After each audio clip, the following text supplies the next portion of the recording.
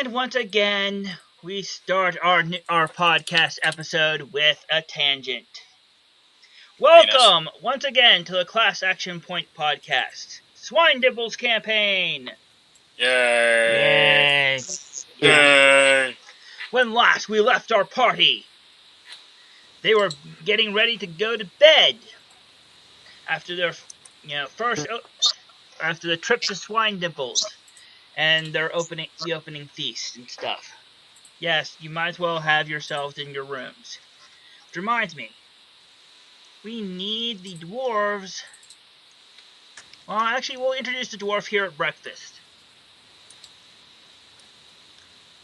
So, as the party is as the party awakens in the morning, you are waking up, right? Right? It all depends. Right? I hope so. There's not like a magical gas leak or anything, is there? No. Yes. Is there like a Wait, if I'm still asleep, how would I know? Siren or something? You'll find out. What? I asked if there was like a school bell or a siren or something. I mean, Well, what's you'll hear that. Well, it depends on how early you wake up. How early does everybody wake up? Crack of dawn, middle of the night? Do you not even go to sleep? Or do you try and sleep in? Aya is trying to sleep in. She's not a morning person. I'm gonna wake up. I'm all conked out. What was that, Bill? I'm gonna try to wake up reasonably early. Alrighty. Rian does not. And Cedar's all conked out on the bed. He's down for the count still. alright. Sephiroth sleeps in 2-hour shifts. Okay. Is this something to do with his animal form, or does he have to change form every so often to get comfortable, or something? No, It's he more doesn't shapeshift every paranoia. 2 hours. He explodes. It's like being an animorph. If I stay in one form too long, I stay in that form forever. No. He's just paranoid. He can't really get a lot of REM sleep, or something happens. Or he thinks something will happen. Got it. He's been planted with a bomb at a young age. Mm-hmm. And he has to set rewind the clock that is a timer every couple hours. Got Actually, I just have to stay above 50 miles per hour.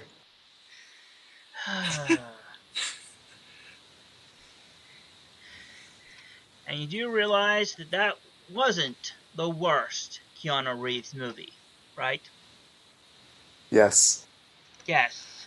I can't remember where it was, but it was like, it's like, if this bus doesn't go under 50 miles an hour, it'll explode. That's okay. 45 is the speed limit.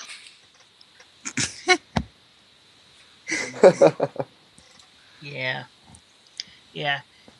And also, Bill and Ted's Excellent Adventure and Bogus Journey were also not the worst Keanu Reeves movies. Who would even nominate them as that? Yeah. True. They were pretty cool for the most part. I don't know. One was pretty bogus. Yeah, but yeah. Or excellent. And we've gone on a tangent again.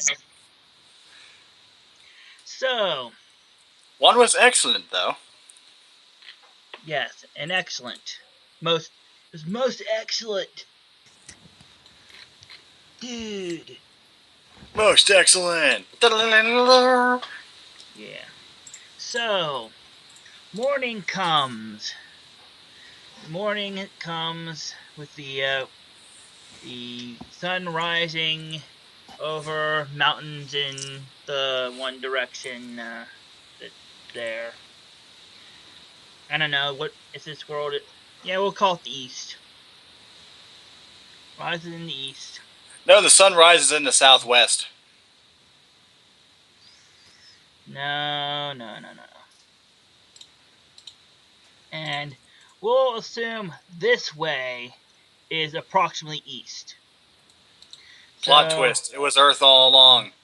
So the sun starts coming in through windows in Sephiroth, Dweon's, and our new members, you know, rooms a little bit before anybody else really gets light. My curtains are drawn. Yes. Unfortunately, they are not those, thick curtains that block out all the sunlight. Or at least most of it. Nope. There's a nice bright beam of light coming through the window over here, and it is starting to shine right on Dweon's face. As the sun comes in through the window, this is during one of my sleeping shifts, so I turn into a fox and hide under the bed. Okay? Turn in the fox and hide under the bed. Leon buries himself under his head under a pillow. Alrighty, Sephruz. You'll need to roll Yes. initiative, because, well, there's stuff under the bed. Awesome. All right. Nah, I'm joking, but yeah, it looks like it's never been dusted under there at all. There are dust So bunnies nearly as big as you are. roll against dust bunnies. Does Sephruz have any allergies? Particularly to dust. I Roll don't an think endurance so. Stuff. I don't think my endurance is very good. And Ryan, your token is down at the bottom right hand. Yep, I see it. Yeah, you found it? Make sure you can move that version. I just copied. Okay, good. Just making sure. Alrighty. So, yeah. There's big old dust bunnies under there. You'll have to move a couple to find a good place to rest. Of course, though, they're big enough and fluffy enough that they might make a good pillow. As long as you're not allergic to them. I think the only thing he'd be allergic to is peanuts. Alrighty. Dweon, Damn those fey peanuts. Those fey peanuts will get you every time. yeah, Dweon, on the other hand, is the sun is like right at the perfect place to just shine right into Dweon's face. I want to make an He's what would it be? Are you going to Endurance check. stealth and hide from the sun? Oh yeah, I got my head under a pillow. I'm gonna try to sleep in. Yes, I'm gonna make an endurance check to see if I can endure this blasted sun. And try and get a few more minutes of sleep.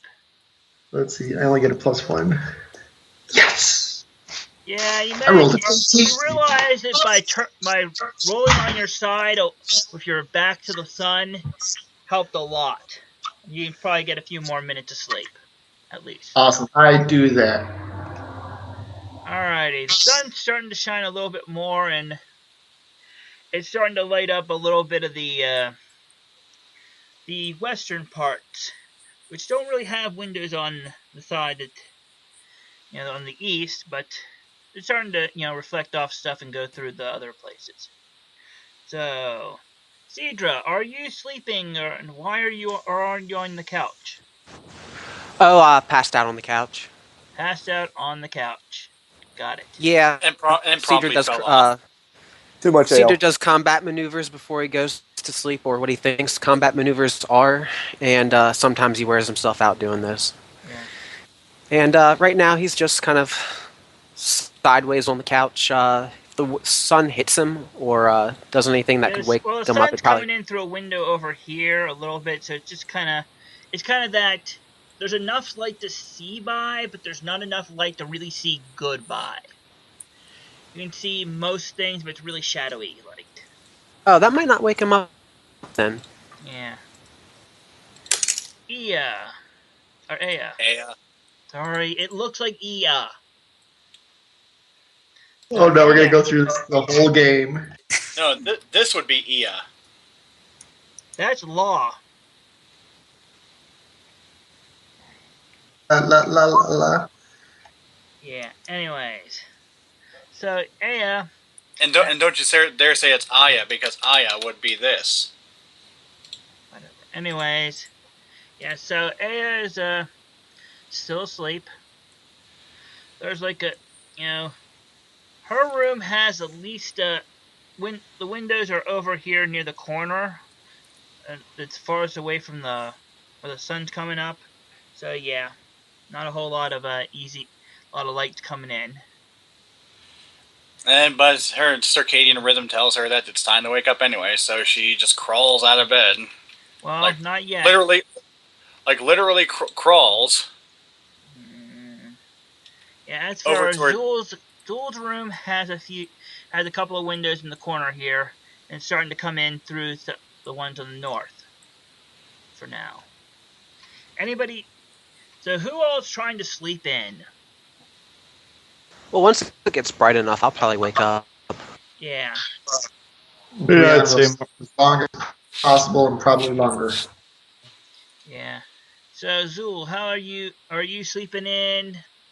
Waking up early? Once I see the sun, I'm gonna like resign myself to waking up, and then I think I'm going to get up out of bed, get dressed, and then go for a stroll around campus to, see the sights. Alrighty. So, early morning. As Zul is finishing up, getting ready, and about to leave her dormitory, suddenly, in all the rooms, an alarm of sorts goes off. Ding dong, bing bong, ding dong, bing bong, ding dong, bing bong. And it seems to be coming from a small object that was in the like a side table, the drawer of a side table by the bed. In each of the rooms.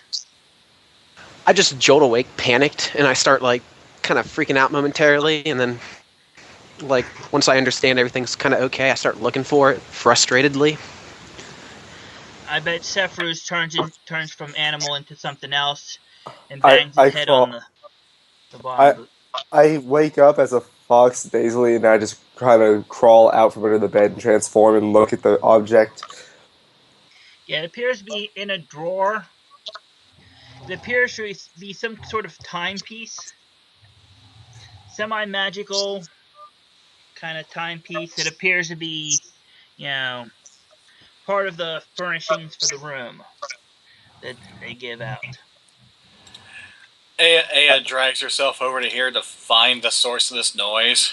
And it takes a while to find it for some of you.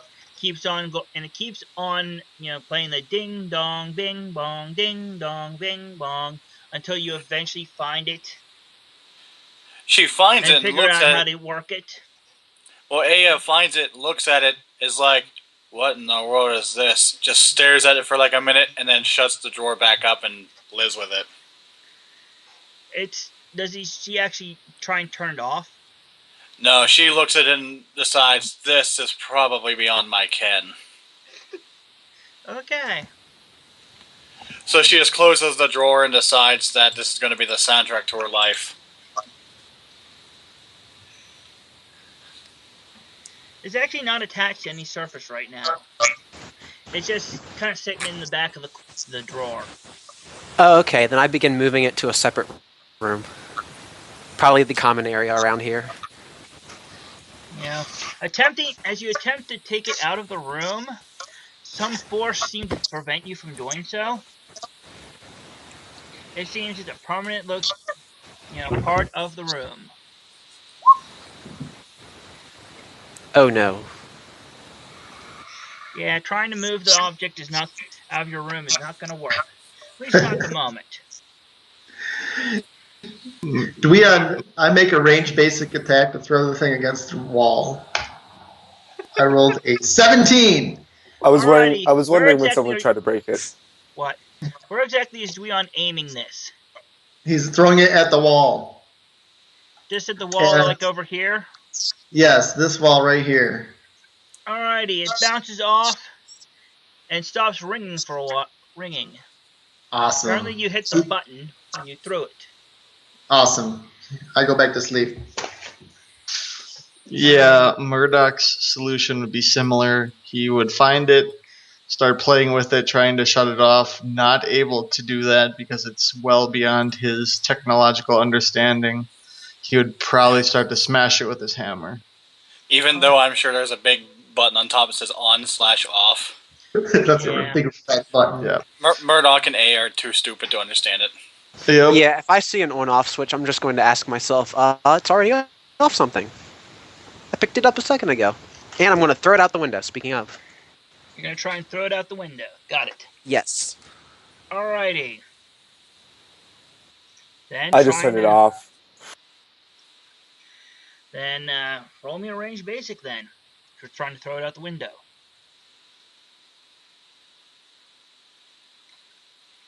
And see just. That would help if my mic wasn't muted.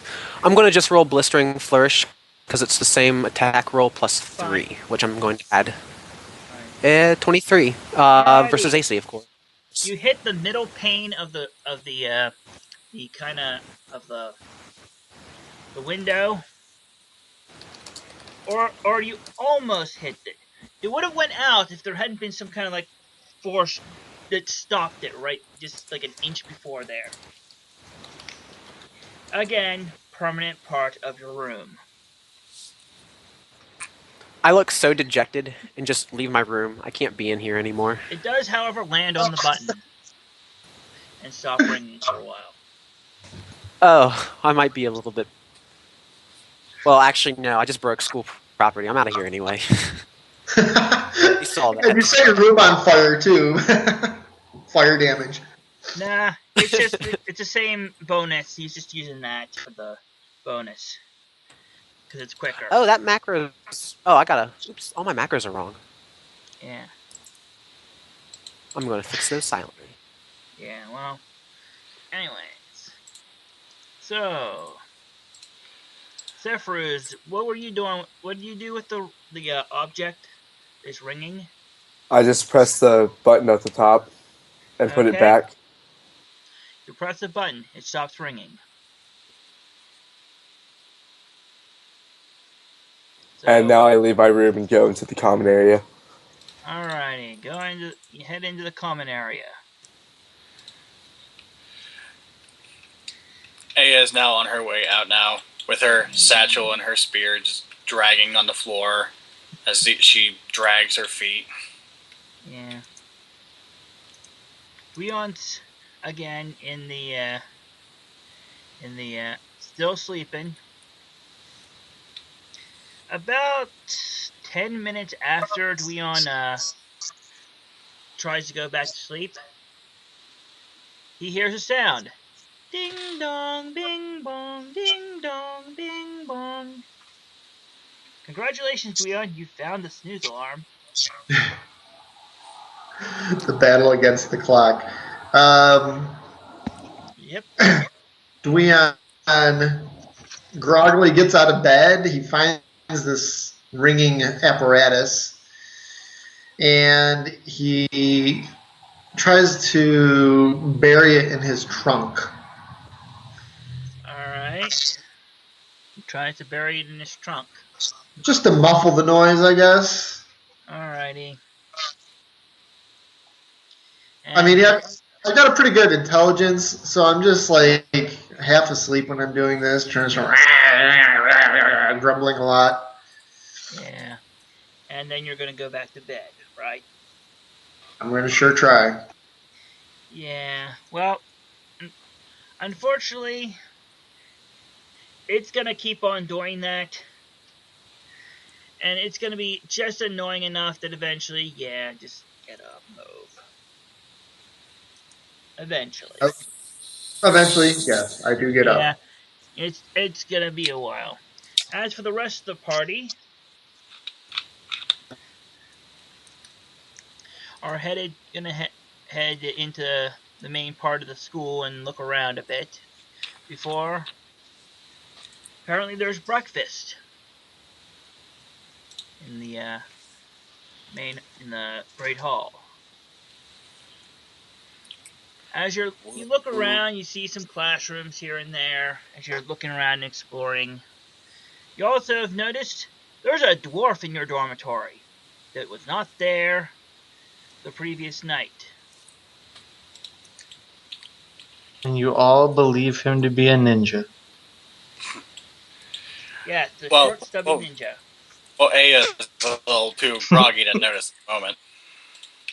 Yeah. But yeah, there's a dwarf. And he's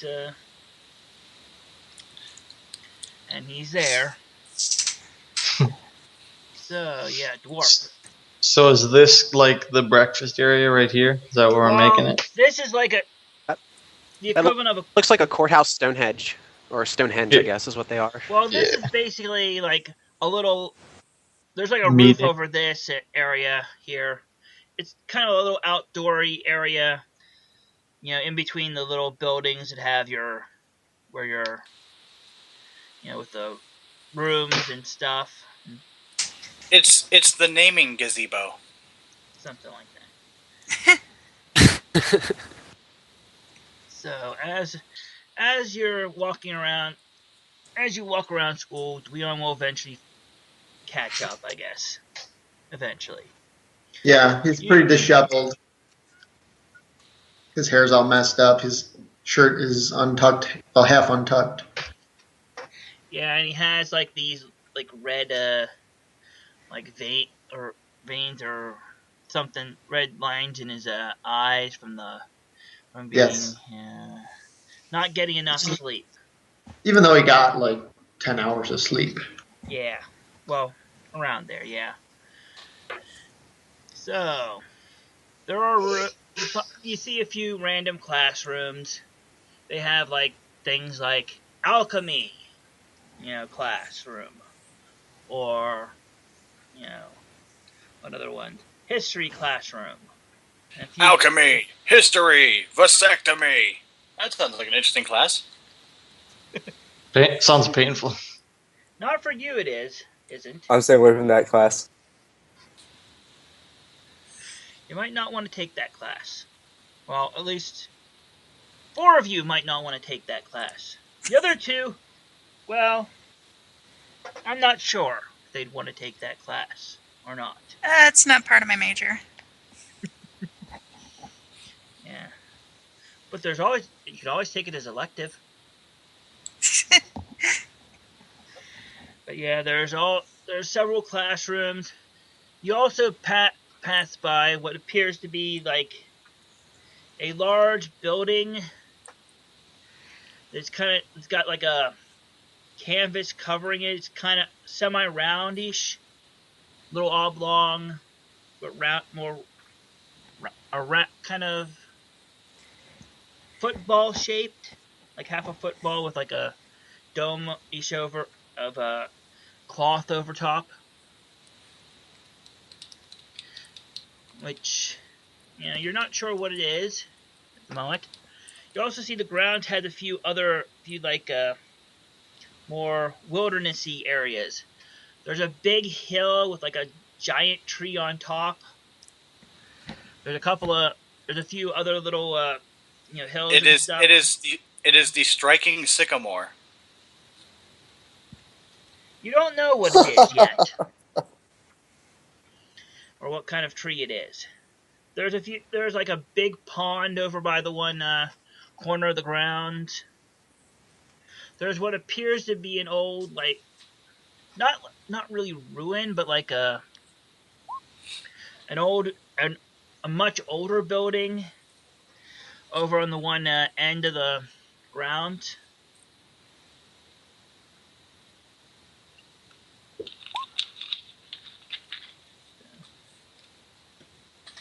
And eventually you guys smell what appears to be food.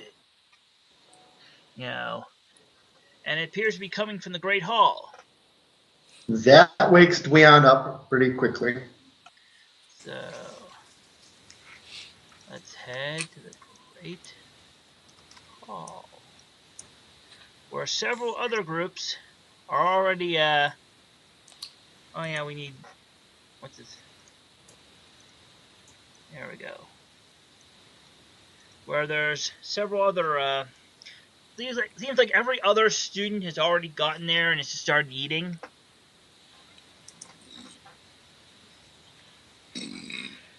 The giant tree might not like that. So it is Yeah, the striking sycamore. yeah, the large tree. Well, you're not sure what kind of tree it is at the moment, but yeah, it might not be happy with you poking it or poking around it. Here. here. And just that is here. Alrighty. So breakfast consists of major staples. There's bacon, there's like scrambled eggs,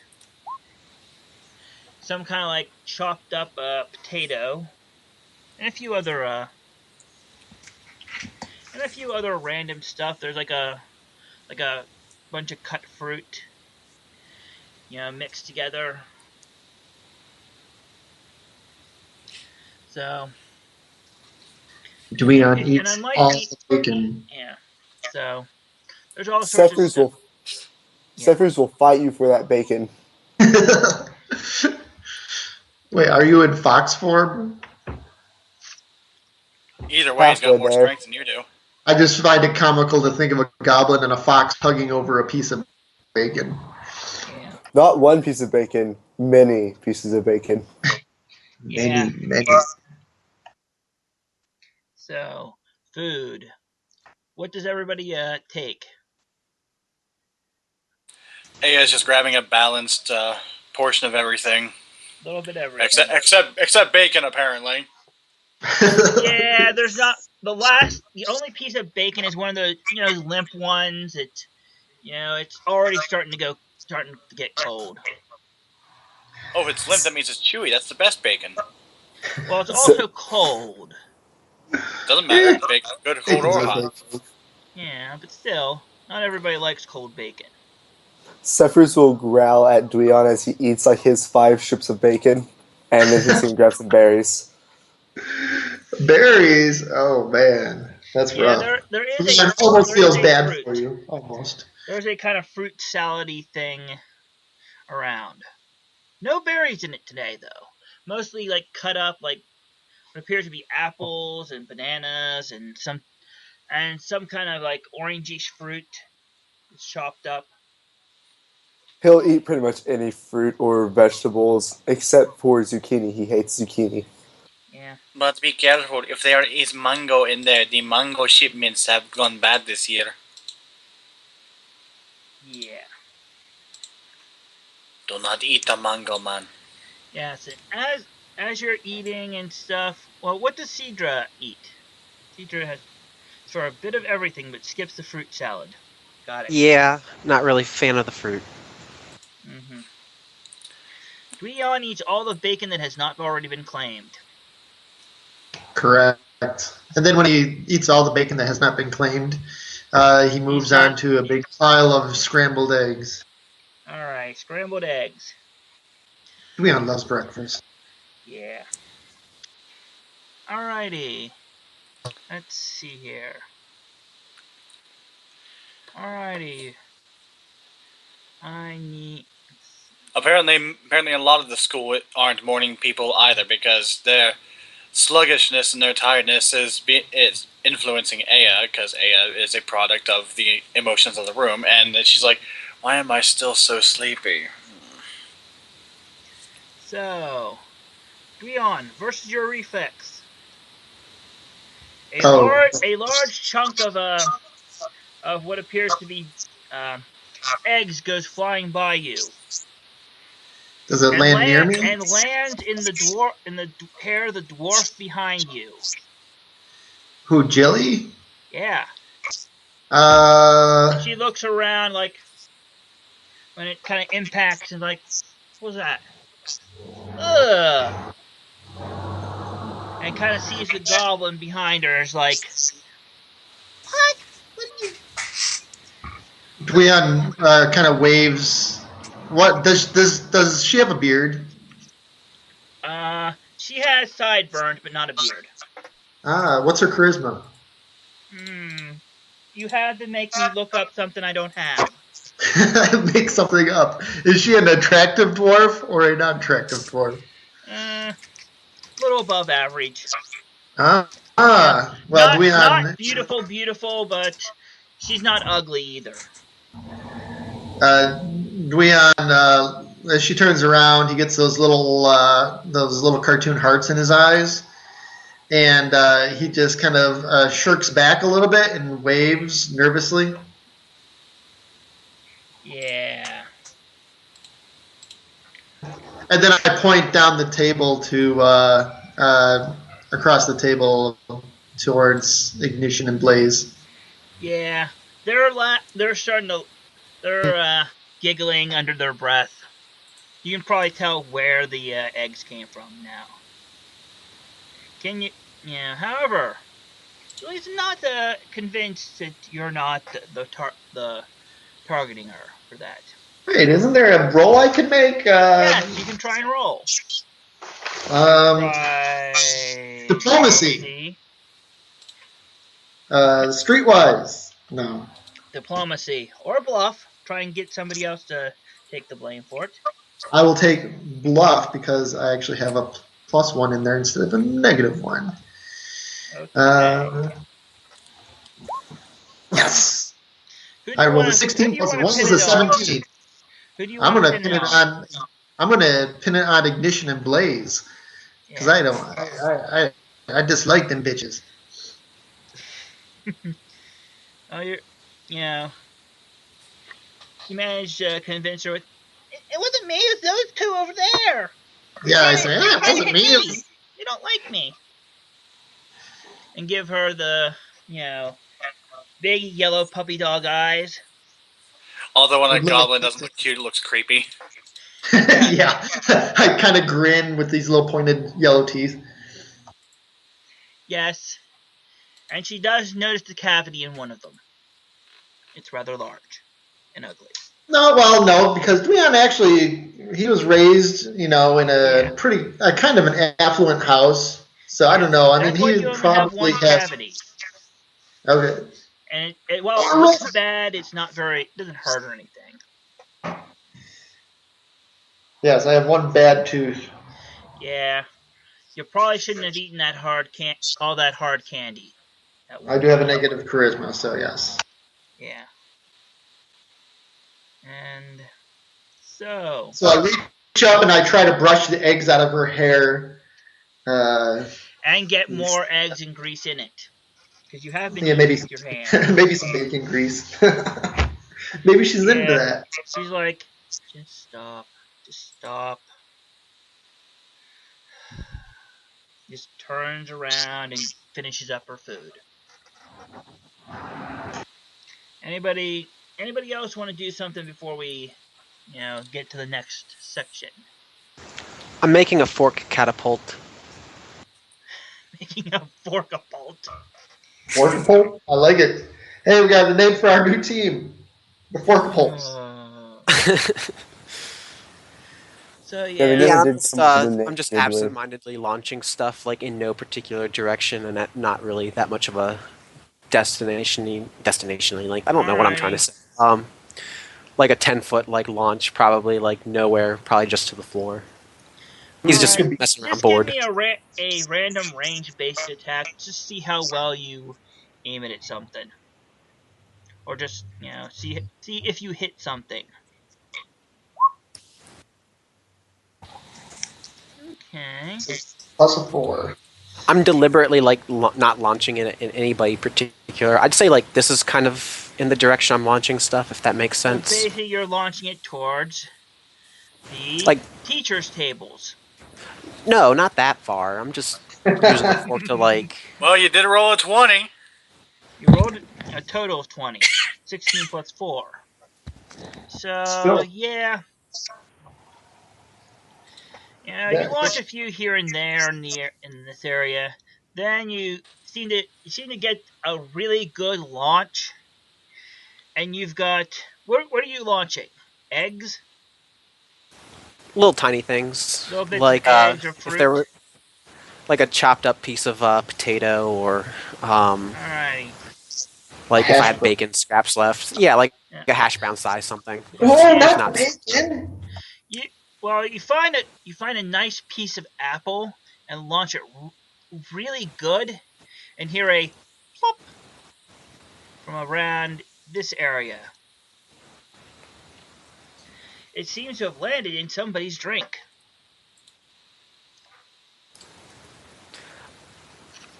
Do they just?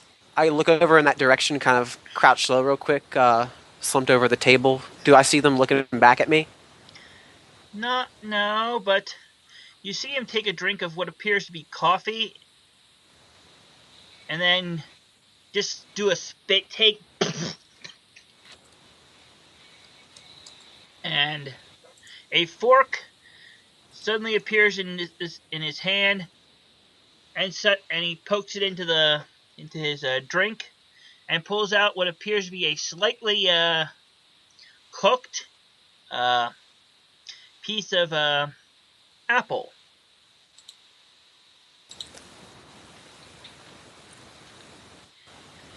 I just kind of muttered to myself, I wonder if I could do that again. That was an awesome shot. Yeah. Try it. As you're looking at him with the apple suddenly bursts into flames. And a very sour expression appears on this teacher here. So, Oh man, yeah, that guy's rad. you know, if he knew where it came from and who did it, yeah, that would be bad. You know, as breakfast is winding down, some of your mentor teacher, Mr.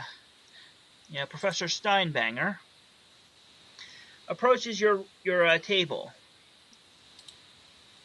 So I see you had some good sleep. Ah, I see. So this is where the late student turned up, joining, huh? Fellow dwarf. I kind of snaps awake. He's like, wait, what? Looks around. Yeah, there's a dwarf at either end of your table. One of which you recognize, one of which you don't. he's been quiet this whole time, just eating his meat. His meat and a little bit of egg, Yeah. just for variety. Yep. Oh yeah, there were drinks, an orange liquid, and some kind of hot, dark brown something, too. Probably some sort of coffee. Did we ever come to some sort of conclusion as to why in game I was either late or early? Well, Assumedly late. we're gonna mention it here in a moment. You were late, mainly because, well, you know, your the caravan you were traveling on, you just missed, so you had to take another another way to get here, and you arrived late in the evening after everybody else was pretty much going to bed. So Oh, okay. yeah, So pretty much you just arrived late. Okay. You know, More of my own accord. All right. yeah, you arrived late. You know, you only really had, there wasn't much left of the feast before. So they basically gave you a couple of sandwiches and something to drink, and you went to bed. It was a long trip. Mm-hmm. And there wasn't much food along the way. Anyway, so Professor Steinbanger, who is your mentor teacher, approaches your table. So, you've met your fellow member. I didn't catch her name last night, Sir, Mr. Murdoch. Murdoch. Uh, hmm. Which of the Dwarven clans are you from? Any of the famous or big ones? No. My family is quite small. Well, then you're that much more valuable to them. That's what they've told me all my life. Yeah. So, anyways, there's so we need to get the class schedules out of the way.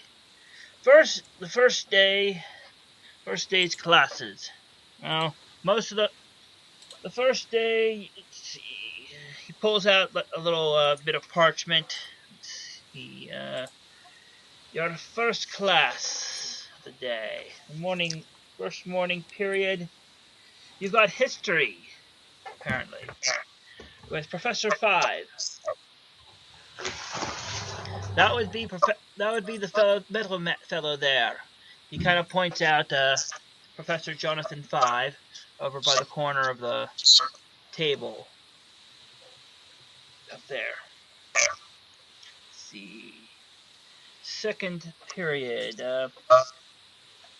Religion with Sister Miriam. That's the lady there with the bun in her hair. Then you'll have some lunch. Let's see. A free period, and then finishing up the day classes is alchemy with Professor Bakoff. That would be that fellow there. Duan goes, yes! And he pumps his fist.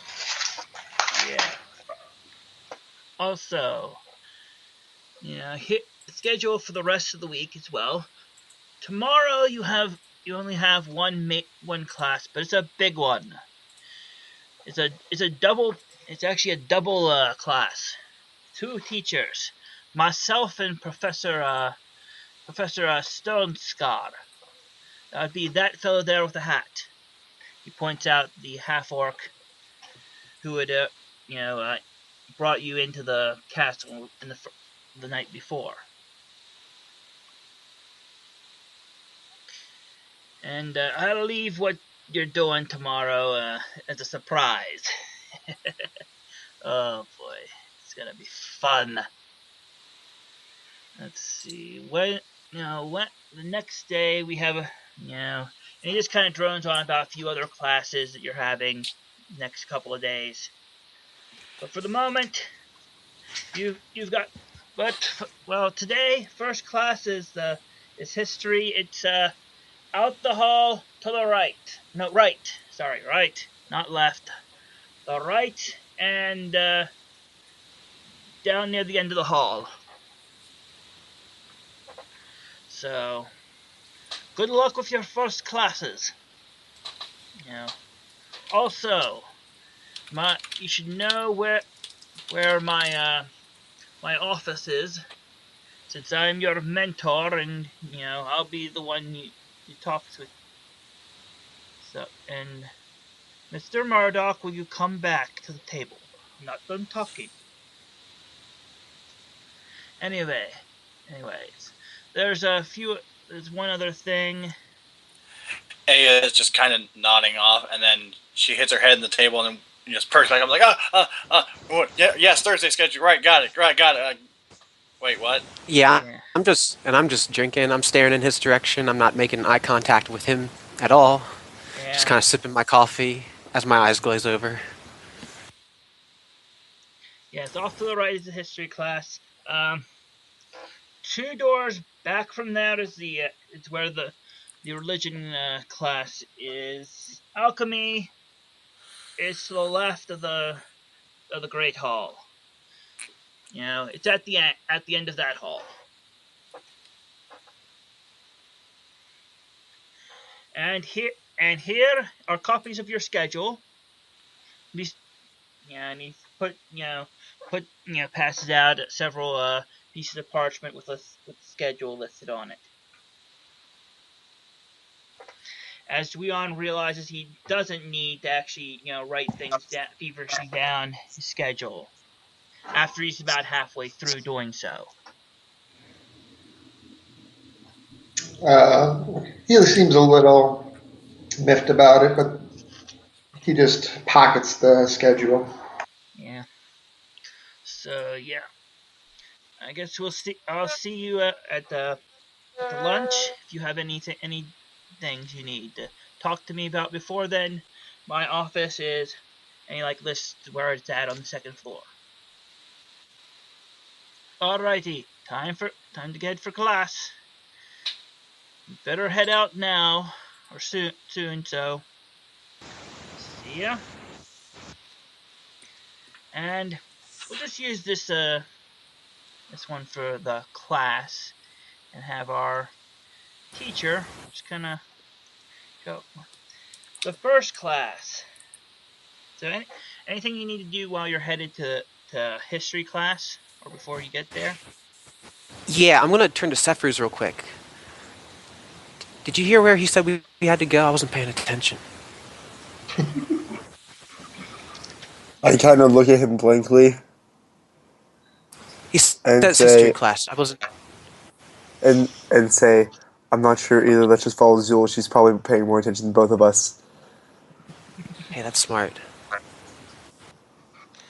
Alrighty, so basically, this is it's a little different setup, but it's close enough for how the room is for the class. And it appears that everyone that you've recognized from your the characters other than Murdoch you recognized from the night before have shown up in this class. It appears to be something all first year students take. So as you arrive just before the classes to start, and Dweon shoves some tater tots into a side pocket in his pants and heads to class. Yeah, Correct. correct. We had tater tots. No, you Well, can't have it was my more, tots. yeah, something like that. Tots. As you as you're getting ready, finding seats for everyone, you've all found a seat, and the you hear a little squeaky squeak as something comes in the If door. Aya wasn't already unmotivated for history class, the fact that nobody else in the room is either just makes it worse. Yeah, as Oh yeah, we're all collectively failing this one, I'm sure. yeah, Definitely. yeah, a squeaky sound comes in as you see Professor Five wheeling a small cart into the in front of him. As he comes to the door, he closes the door behind him and speak. Pushes the little cart up to the front of the room where there's a little podium type thing. And he stands behind it. Now, let's describe Professor Five. His appearance. He is definitely a metal man that has suffered heavy damage to his right hand and forearm. He also has a strange kind of metal backpacky thing that has several spike-like objects coming out of it. They're not really spikes, they're kind of blunt at the end, but from a distance, yeah, he looks like he's got a spiked turtle shell on his back, more or less.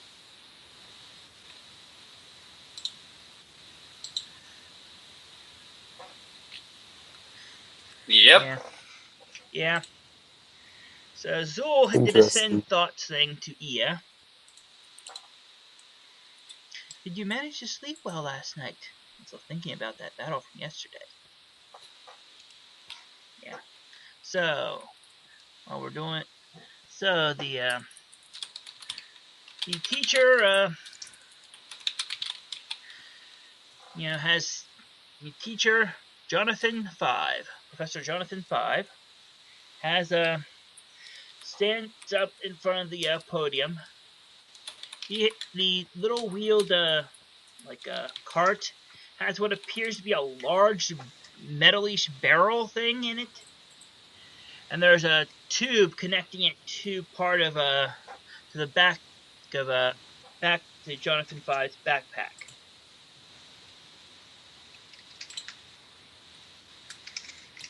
Yeah. So, yeah, there aren't really good wall posters here. So, Professor 5 introduces himself. I am Professor 5. Welcome to history class. Today's lesson is on the history of the school and its founding.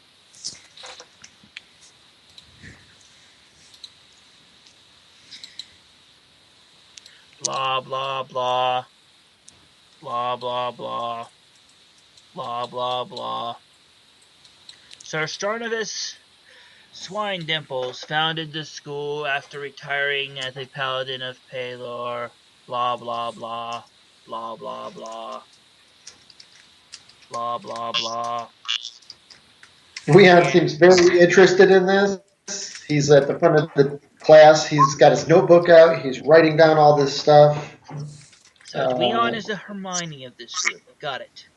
Well, I am trained in history, so he's just he really likes history. Yeah. The question is, can anybody read your notes other than yourself? Oh, probably not.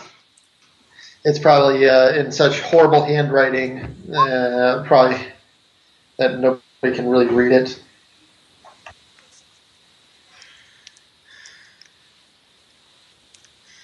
Yeah.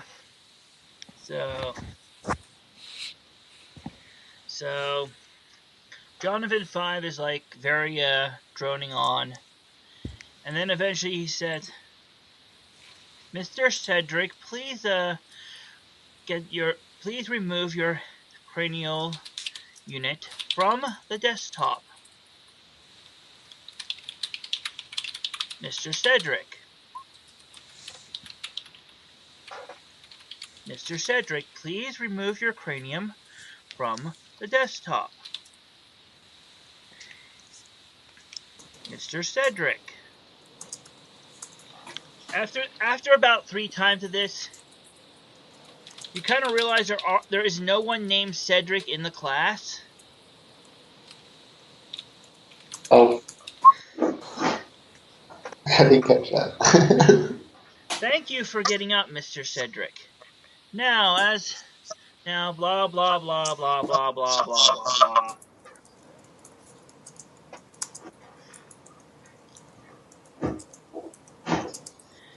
Miss did he Ida.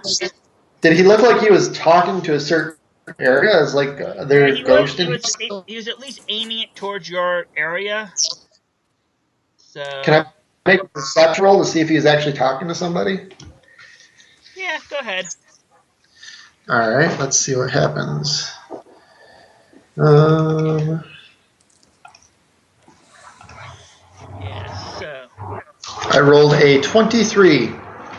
So do I like get the sense that he was actually talking to somebody, He seems like to a be ghost or aiming in something? this general direction, so you might have mistaken Sephruz for Cedric, maybe, Oh, okay. So he was just or confused. something like that. He doesn't seem to be very good with names, at least not with these names at the moment. Uh,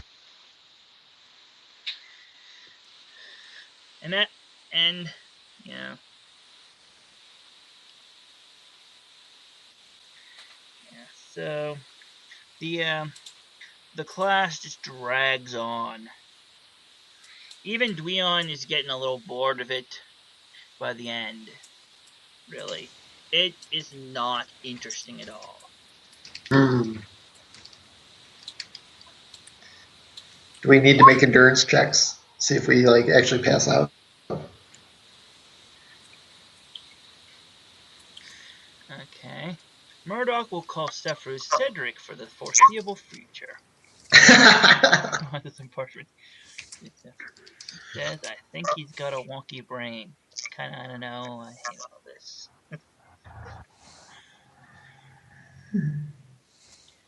Yeah, so eventually, and that is how the School of Swine Dimple's Academy of Adventuring Heroes was founded.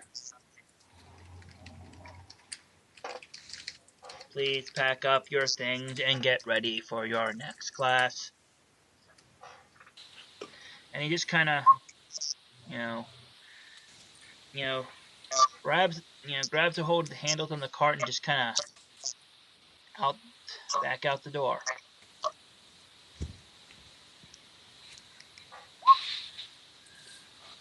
And off we go. Murdoch looks at Cephrews and says, "Cedric, that was pretty boring, man." I don't really respond. I look back at him, wondering who he's talking to, and then I realized he's talking to me. I was like, why are you calling me Cedric? It's your name, right? That's what that's the No. Who professor. told He you was talking that? about you. Yeah. Oh, So was he? It's From my angle, that's what he looked like. He was talking to you, but I didn't see your head down on the table, so or whatever he was saying. I was a little confused by him in general. All I know is something about a paladin. Yeah, that's it. That's all I got. yeah, well, it my was name's not. It, Cephrews. Oh, all right. yeah. Well, then hopefully I won't have Cedric stuck in my head. I'll try to remember Cephrews. Nice to you. meet you. Nice to meet you too. Alrighty. Yeah, what does Murdoch look like, by the way? Because we went Yeah. through everybody's That's a good appearance idea. last week. That's a good idea. Let's see how he looks. Like not in the token sense. I mean, that's why when you gave me those, it's not exactly obviously, but he's got, the cliche, very large beard. He's young for dwarven standards, so like 27, which I Yeah, think in he's dwarven basically standards, like it's basically equivalent for most dwarves, like about mid to late teens. yeah, exactly, like a teenage, like Yeah, maybe late, 15 to closer, 17. yeah, yep.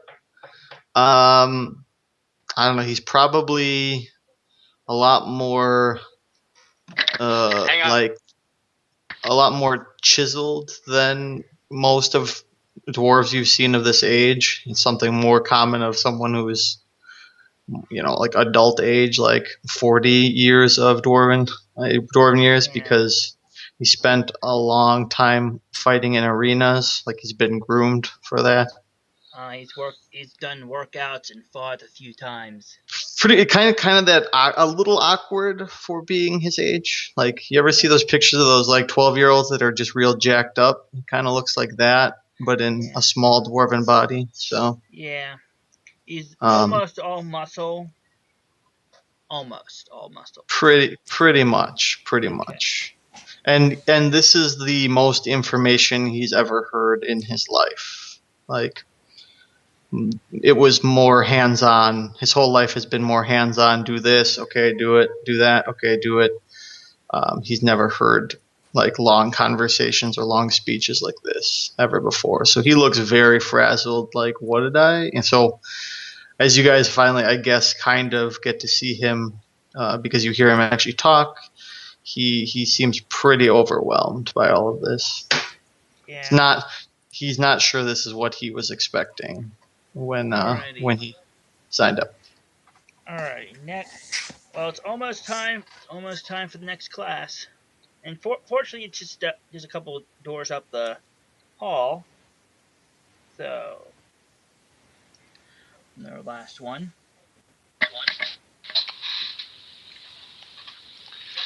As you. Hello? What's going on? Something in the background. Your face. Yeah, Jared's got something in the back. Anyways. So, as you approach the. Jared? Yeah, you're getting some I feedback. think you're getting. Jared, are you there? Maybe. Okay, I was getting a little bit of weird feedback, and I think it was coming from you. Anyways, Well, that's just like your opinion, man. whatever. Anyways, it sounded like an echo. But anyways, as you're entering your next class, the teacher's already there, beside behind a desk, you know, pulling out what appears to be some paperwork to get ready. Something for her class. As you see, as you see, she is has a dark complexion, dark hair, tied back in most of it tied back in kind of a little bun in the back of her head. She's not exactly really old, but not really young either, kind of middle-ish age. So it seems she's aged quite well. And she's wearing these yellow and these kind of yellowish gold kind of religious robes. Yes, indeed. And you also notice that she has slight points to her ears as well. Slight points. So, Define slight. not like elf ears, probably half elf ears. Well, now the cat's out of the bag now, isn't it? Yeah. So, she is very tall and she's very tall when she stands up, and very imposing too to see. You know, This is a class that Aya wants to show a little more interest in, but the atmosphere of the room is once again very sleepy, very worn down and unexcited. So that influences Aya as well. yes. Now, Andrew, are there other students in here, or is it just Oh, yeah. our It group? seems like from the looks of it so far, you've had all the first years. At least it appears that the first day you're all classes you're all together for so Oh, far. okay. So they're probably ones that everybody takes, or at least takes a few classes of in the beginning, till they decide, more later on what they want to specialize in. So where's this? Where's my hot ass dwarf sitting? Is she sitting close to me? She appears to have picked the farthest away, as far away as she can possibly can. Dwayne spends most of the class just trying to glance over his shoulder at her. Yeah, she's like way in the corner and behind this really tall gray guy. So it's hard to get a good look at her at the moment.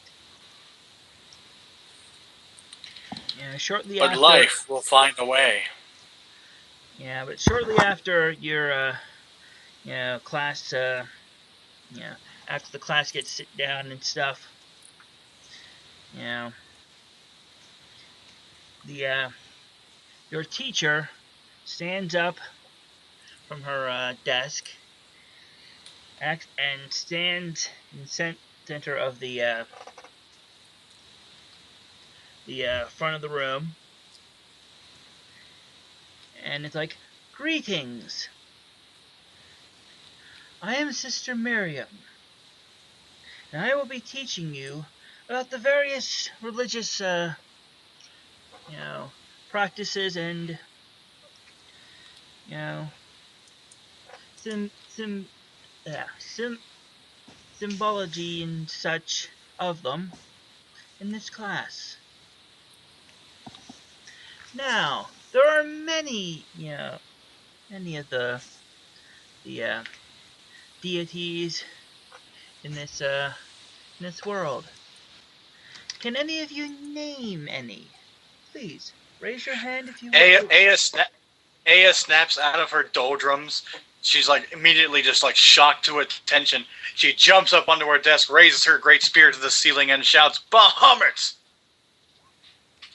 Okay. Awesome. Of course she does. You can sit down now. Yes, Bahamut, more commonly referred to as the Platinum Dragon, is indeed one of the many deities in the known And she world. shouts, "I am here to spread his light to these dark lands." Yes, yes. Anyways, does anybody else know of any other deities? Anybody? Ione? You did raise your hand, right? I say it as I raise my hand. Yes, Ione, the god of knowledge and or goddess. It's sometimes it's not really well known which is which, really. But the deity but he or she is the deity of knowledge and learning, and is one of the patrons of this school as well.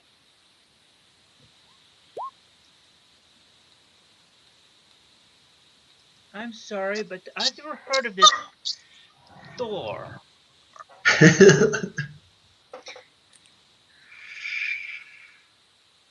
How about Sheogorath? Who? What was that? You know, the god of madness.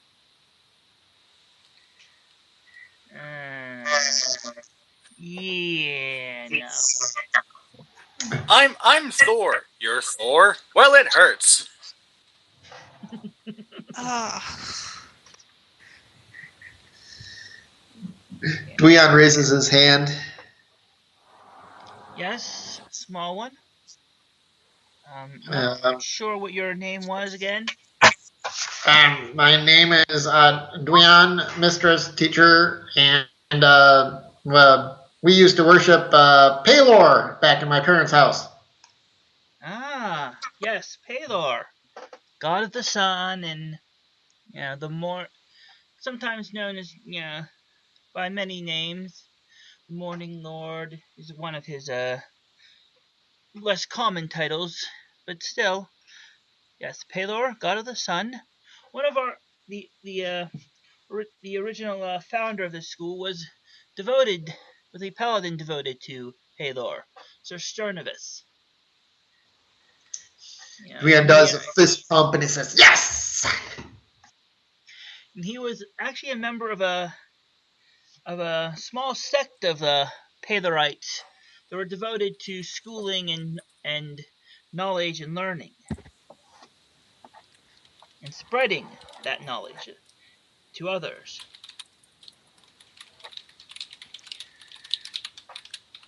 And that so any others know of any yeah,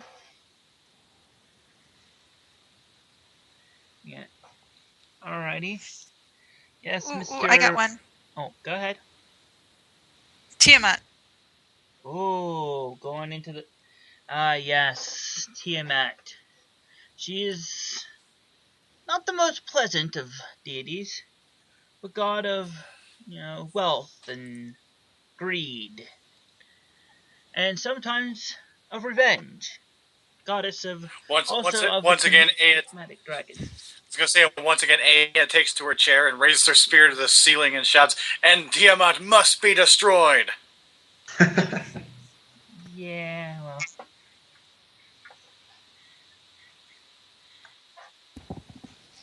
so yeah. Uh, any?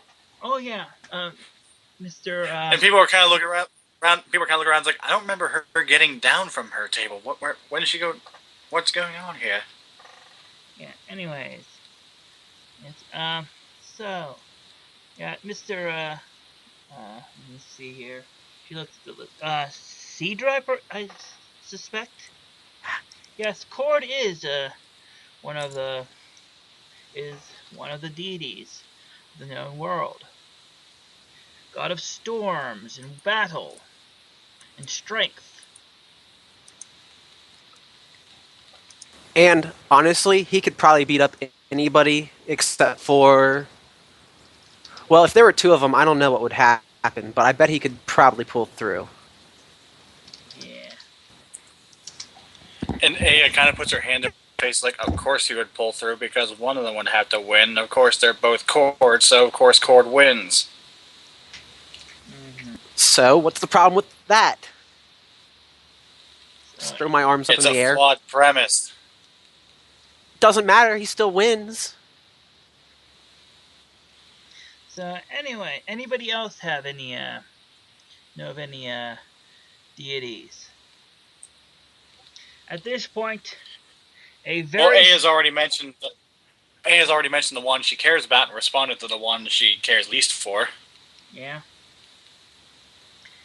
yeah. Let's see.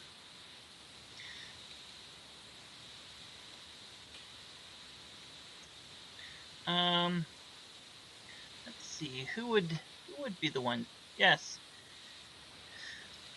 the lady with the silvery white hair and no pupils or whites to her eyes raises her hand over near Aya. Yes, Miss. And she's like, Coralon. Oh yes, Coralon, god of magic and the arts and artisans. Yes, patron of many elves in Eladrin and other fae.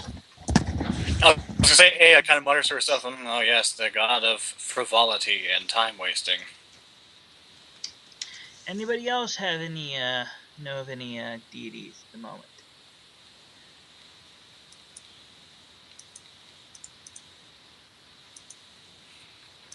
Anybody else? Anybody else? Leon's spending way too much. I mean, he knows more, but he's like just nervously looking over his shoulder across the room. Yeah. He's The distracted. spirits are deities too. The primordial spirit, Primal spirits. Yeah, I could whatever see they're them called. being. I can see them being. Yes, I can see them being considered a form of deity. Yes, but I not. just smirk like I knew it was going to count all along. Yeah, I can see them being a form of deity for some. Yes, I can see them. But as a unit, but they tend to be less unified in their ways and desires too. A little more fragmented than most deities, at least. Most other deities. Any others want to have any deities they wish to you know to talk about or tell us about? Anybody? Aya does find it a little curious that no one else is speaking up to champion the god they believe in. Well, it's more that you know you know Ale was quick to. There was a couple that were quick to name some, and some of them, and you'd imagine that since they've already been mentioned, some people don't want to mention them again because same old. We've already gotten some of the spiel about them, at least at the moment. Aya just chalks up to people being faithless and kind of in her mind strives that would be one of the things that she will strive to improve in these dark lands as she spreads the light of Bahamut. Yeah. So Neru. so the well and Sister Miriam goes on to continue talking about some of the She talks about some of the other ones that haven't been mentioned yet. Particularly, let's see, Moradin, god of the forge and of mines and smithing and other stuff. Murdoch's Dwarven. Murdoch's just nodding at this time. Like the rest of the time, he's just kind of been observing, and now he's just nodding, What else? but still not saying anything. But you can clearly, anybody who's close to him can just see him like nodding in like approval that you brought that up. Arathis, the goddess of civilization, and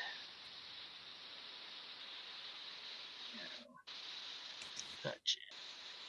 What else? Avandra, goddess of change and luck, patron of many adventures.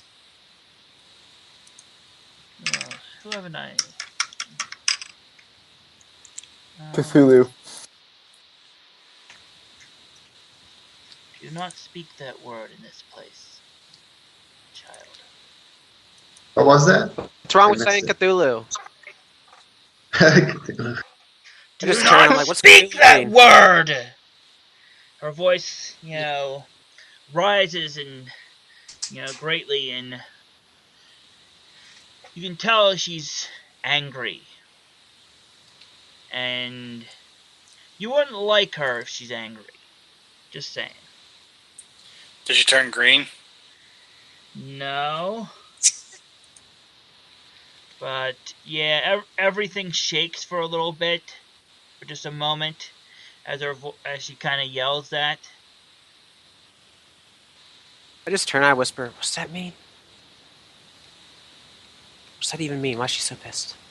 He's the goddess. He's the god of madness and destruction. Yes, and don't mention him again. He's not even technically evil. He's just there. Yeah, just don't mention him again right now. Or do you want me to give you a detention?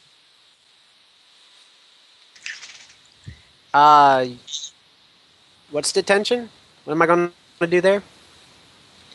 It depends on what needs done. It's too vague. I can't agree to this. And don't. I'll have a detention later. And don't mention it later. And don't mention it anymore. Anyways, this discussion has taken up most of the class, so that's this time, and she kind of just has a short little, mentions a few other little things about, deities and stuff, and religions in general, and it's almost time for the end of the class. Anybody have any questions? Aya raises her hand. Yes. So, when do we start preaching about how we spread the light of Bahamut? That's why I'm here.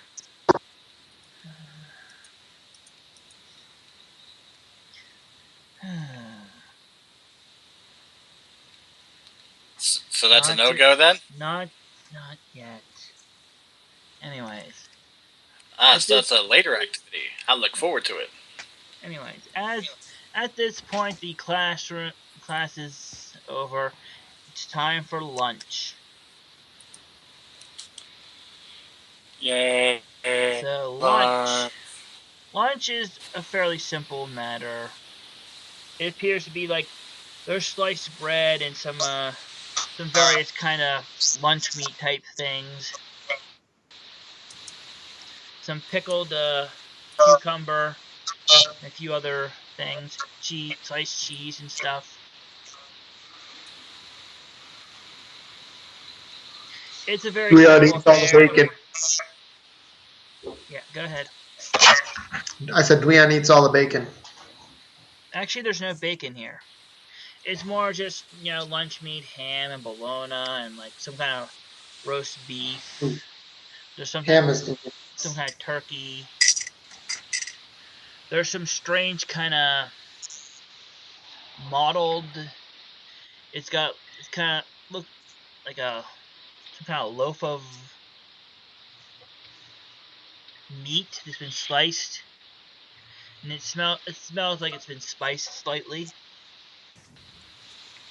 There's a strange loaf of bread that has a cat's face. No, no, there's none of that. So food is simple. There's drinks on the tables, and you can basically make your own sandwich of whatever you want.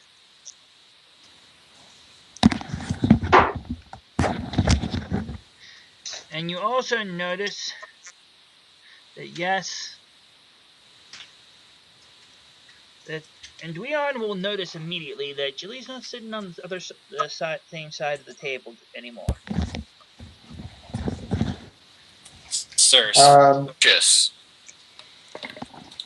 Hey, I'm gonna look over and I'm gonna smile and I'm gonna roll charisma. You're gonna roll diplomacy, Diplomacy or just straight which up is the charisma? same bonus as the charisma for you, right? That's true. I rolled 12 plus a -1 is an 11, which is above average. Yeah, not quite enough above average. You're still a goblin. She's still a dwarf. Oh, it doesn't matter. Racist. It kind of goes right over his head. Yeah. And somebody ran. That is me. All right. So food goes fairly fast. So there's just sandwiches and a few like other stuff to go with it. And as it winds down, get ready for a short you know free period. Yay. Yep. Murdoch gets all the meat and none of the bread. He's using meat as bread. Oh God.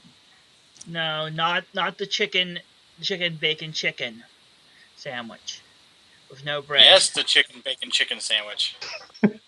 Yeah. The heart attack not on a bun. Yes, it'll be the most delicious heart attack. Yeah. The heart attack sandwich. All the meat, none of the bun. So lunch happens and we have a free period. Yeah, You it's said. a short one. You've got about an hour to do some stuff, to look around or get to where you want to go. You can have a look around. There's like a You also find that on the back of your schedule is a small map.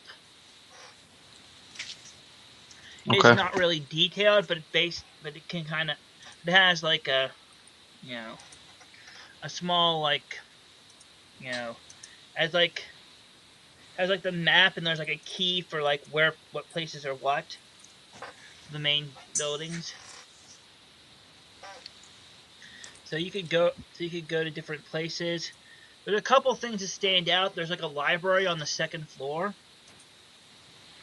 There's also one of the other buildings, the aroundish one, is labeled as arena. And there's also an old another building.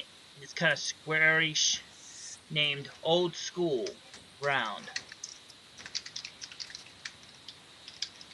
If you want to go look around at any of those places, A is gonna make a visit to the library. the library. She may not be Yeah. She may not be much on history, but she is pretty big on anthropology. So she's gonna look up and see if there's any books about the peoples of this country and that sort of thing. Okay. So she's looking up common common stuff about people. At least for the Yes, first like anthropology books about the society ancestry of society and its development, basically. Yeah, basically, Local but for areas. this country, she just wants to know more about the people. Yeah. Yeah. So I want Murdoch. to check out the arena. Yeah, Murdoch and Zool so far are looking into checking the arena. Anybody else? Well, the arena. There, like I said, there's the old school ground. There's the arena. There's a library. Who wants to go where? I'll go to the arena as well. Okay, that was Sephiroth, right? Yes. Sephiroth. I'm still getting used to some of your voices, so that leaves Cedra and Dweon to decide where they're going. Take a look. Cedra's going outside, and he's just gonna kind of look around for a spot that's sort of secluded that he could practice jump kicks and stuff. Well, the old school appears to have a few things there. Nice area. There is a building called the Chop Chop Onion Dojo. Yeah, no. Excellent. And inside you vaguely hear kick, punch. It's all in the mind. Yeah, there's a the arena probably the arena might have stuff that exercise equipment and stuff of that sort, an exercise area as well. Dweon, there's everybody's got a you Yes. got a free period for a while. Everybody's looking around at different places like the library or the what's called the arena, or there's also an old school grounds area building. All right. I'm going to. Dweon's going to roll a stealth, and he's going to kind of creepily, not stalk, but just He's kind gonna of. stalk Jilly. No, he's not stalking. That's not the right word I want to She's use. gonna. Wait, let me roll my Yeah. stealth and see what happens. Ooh. I rolled a 5 Alrighty. plus a 3, which is an Dweon 8. basically decides the best way to follow Jilly. her is to basically, walk right behind her. And all Jilly hears is this. Yeah, with an 8 stealth, you won't even be able to hide from Alright, Aya. Dweon, Even Aya will notice you. make me a perception check while we're at it too. Perception. Let me see. I got a good perception. That doesn't mean nothing. I rolled an 18 total. Okay. Let's see.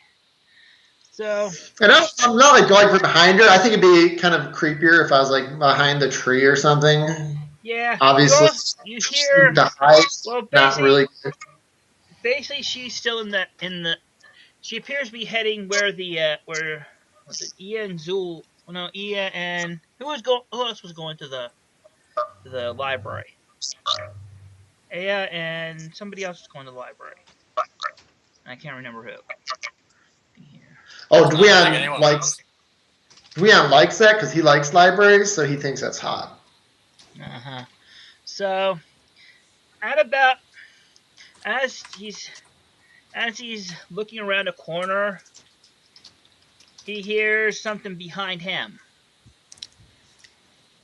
Thump, thump, Yes. thump. What is that? You're gonna look around. Yeah, I rolled an 18 perception.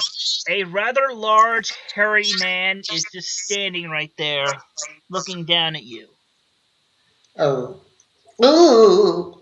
Looks like somebody's got a suitor. Dweon shrinks back a little bit and just waves. He blinks and looks at you. Why, little green men follow? Little girl. I'm going to try to make a bluff check and tell him that I was not, that I was just going to the library. That's only a +1. Ooh, I rolled a 4 total. Alrighty. He's, I was going to that, obviously, that place with the books. yes, he's obviously sweating profusely. The large, hairy man basically. Hunger not believe you. He's is like, this not good. Unglar stock Jilly too. You rifle. Oh God. So, what are you going to say to that, Leon? Uh, uh, hey, look at that squirrel! And I try to point behind him Bluff check. and then run. Bluff check again. I rolled a 9 plus a 1, which is a 10, which is average. Does it beat his intelligence? For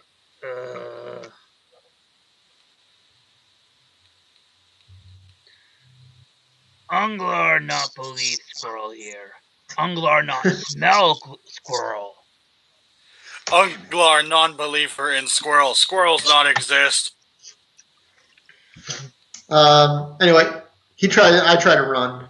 Dweon tries to run. Unglar reaches out at you. Does that hit? I think your reflex. 16. My reflex? Yes, it does. He grabs you with his massive hand by the head and just kind of lifts you up a little bit. Just enough that you're not making contact with the floor. My feet are just kind of going the Fred Flintstone thing. Yeah. Unglar think you need polo guys to short girl. And he just kind of walks with him holding you towards the library. Oh boy. Meanwhile, at the arena. Who all went to the arena? Wasn't it Murdoch and somebody else? I did. Everybody else. Oh yeah, Murdoch, everybody but Aya and Dweon. So the arena, it appears that the main facilities of it are closed, the main arena, but you can access the stands around it. It appears that there's a good many seats in the stands, and you can see the main arena. It has a few poles in the middle, kind of sticking and holding up the parts of the roof, which is basically a kind of canvas cloth mostly over kind of a skeletal framework to kind of support it a bit. It's fairly large. There's plenty of room to for fighting in it.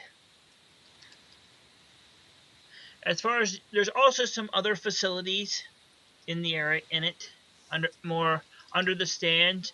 There's a couple of what appear to be little stalls for selling food stuffs and such. There's also a kind of gym under the one side of the stand where there's various weights and equipment for training. You find it very bizarre that inside the gym there are also people participating in cockfights. No, there are no cockatrices here. No, it's pit bulls instead. No, like some guy's got a little dog, and another guy's got a giant beetle that he trained. Well, it appears that some of the upperclassmen who are having a little competition between their animal companions. Apparently, there are a couple other classes that have a free period at this time.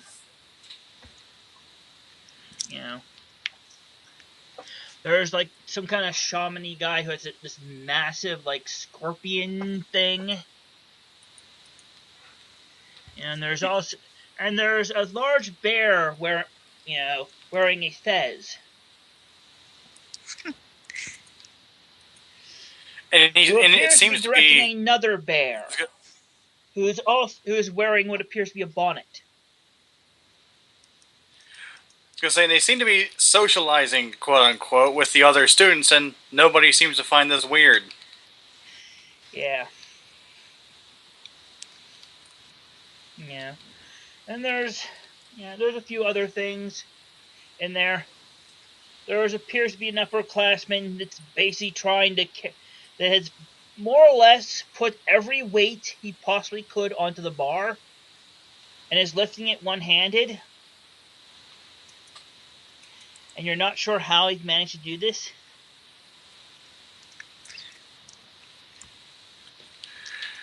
Some people just wants to show off. There's also a lady in the overdoing like some kind of like martial arts thing with like a. It looks kind of like a clothes tree, but with a lot more pegs on it than most clothes trees, and in random places. And finally, there's like, two guys arm wrestling in the one corner, just for the heck of it. The best things in life are done just for the heck of it. Yeah. In addition, there appears to be it appears that one of the teachers is assigned to kind of, watch over this, probably just to make sure nothing, too awful goes on. Nothing goes too far. It appears to be a dragonborn in a kind of cloth robe type thing. And he's got this strange kind of. Well, it's kind of hard to wear it. He appears to have this kind of wrap like cloth around his like part of his head. It's kind of weird. It doesn't really fit him at all. Like he was given a regular. It would fit pretty much any other creature but a dragonborn, simply because of the whole, shape of their head and stuff. It's kind of weird.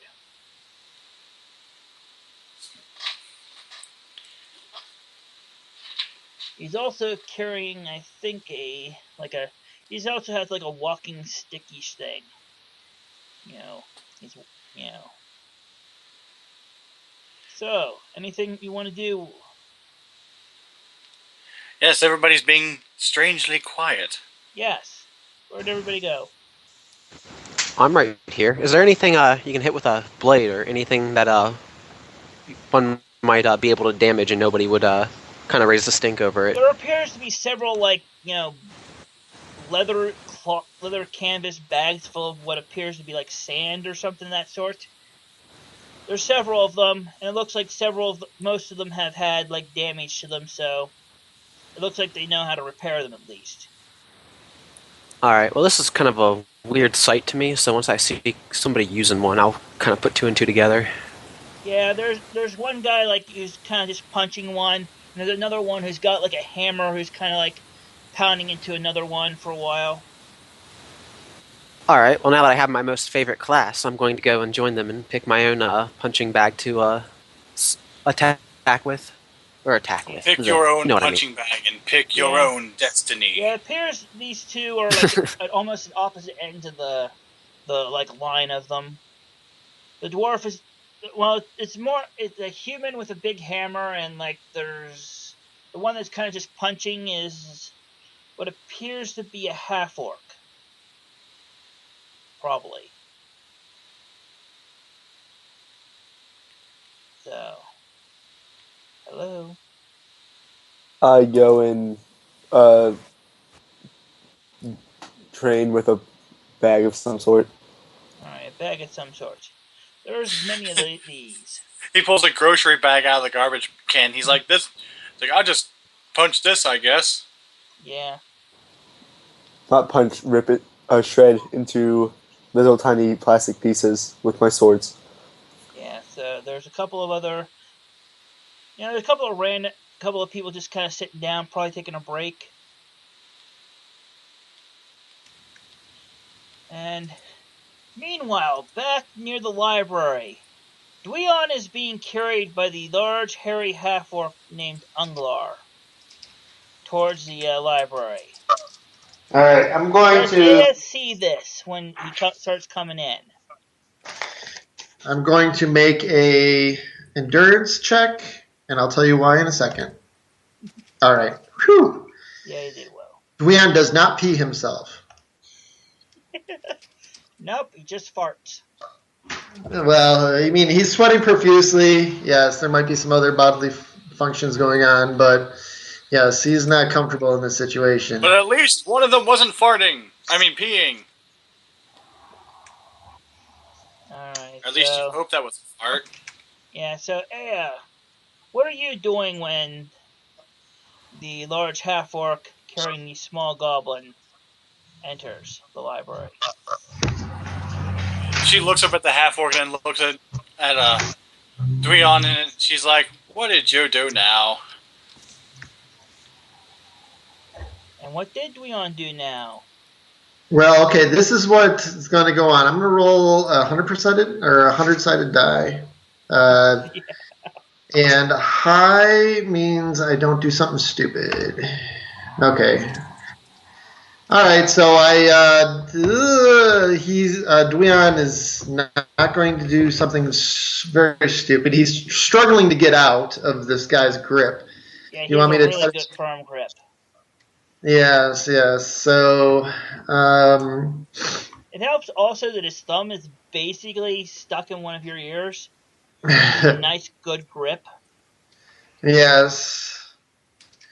So Dweon is gonna, after he feels that he can't escape from this situation, he just kind of goes limp. He surrenders to it. His toes are just kind of dragging along the ground as he's being carried. Alrighty.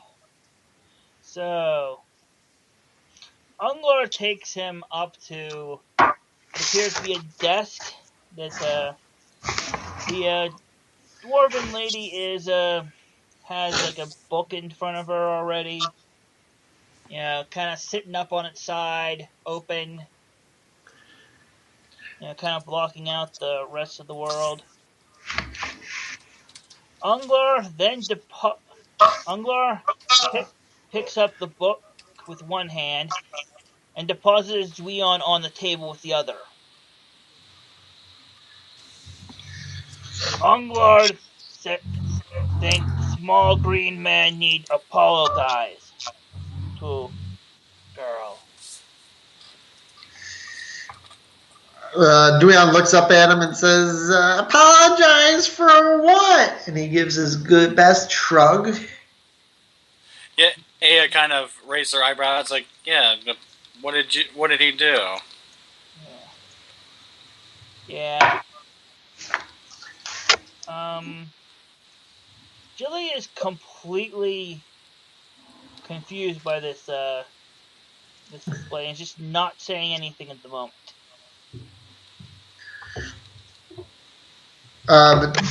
Dweon looks at Jilly and he shrugs a little bit. He says, "I'm sorry for something."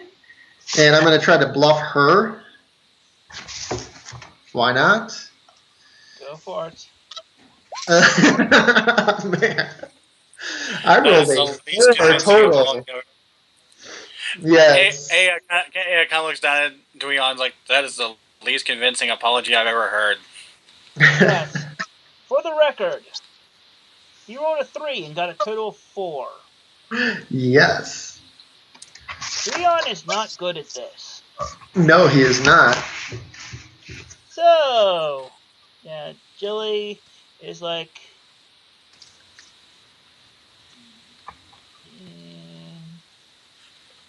yeah, what were you trying to do? She says to the small green man.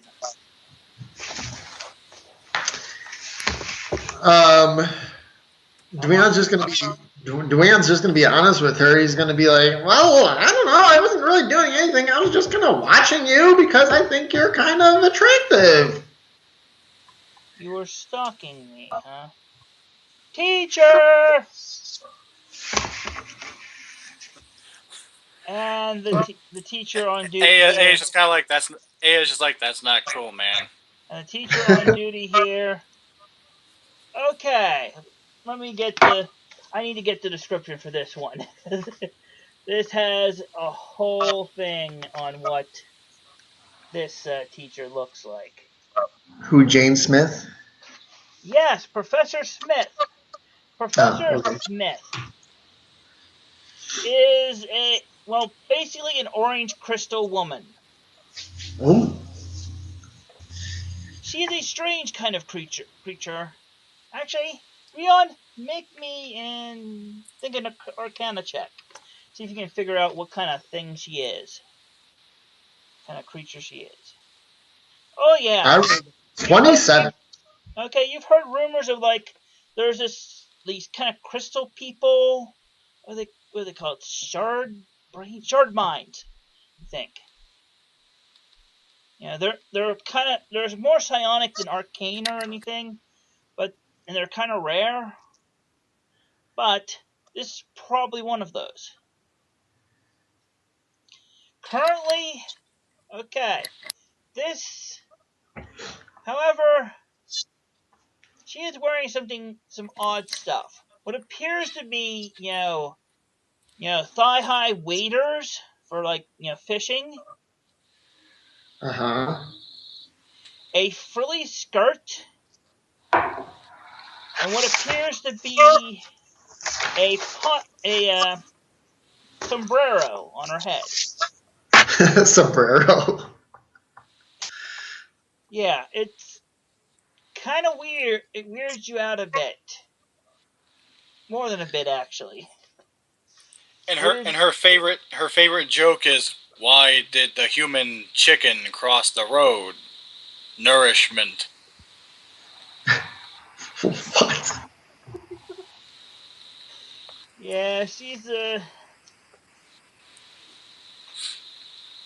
and she So comes she's in. dressed very oddly. Okay. Yeah, she looks very odd. Like she doesn't quite grasp the concept of clothing, or at least appropriate clothing. Okay. What's her charisma? Actually, quite high. Ah. She wasn't made of pointy crystal. She'd be very pretty. I don't know if that is going to deter Duan, but he's going to keep his composure for now. It might chafe his willy. Just saying that. Just saying. What? I'm not going there. Sorry, Andrew. I don't know what you're talking about. Yeah, I know. I'm making a joke and a reference.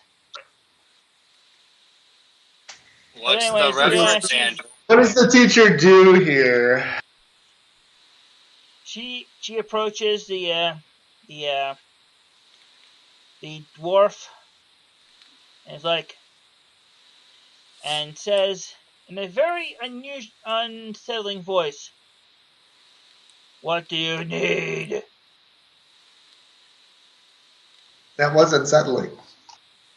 Yeah, it's unsettling.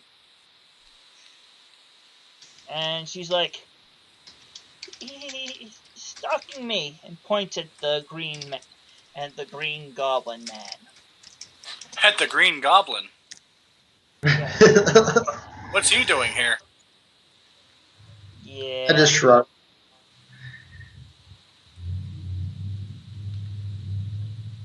And that is bad? Yes. The conversation continues. And does Dweon want to say anything in his defense? He's been doing so poorly on his bluff checks and everything like that.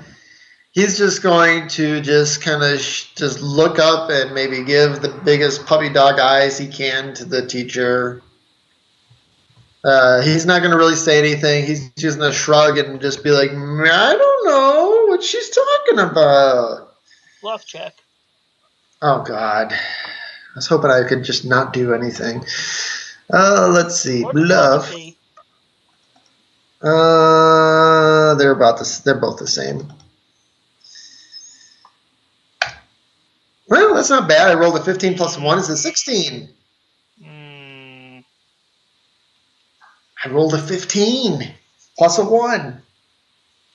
Okay. Alrighty. She's.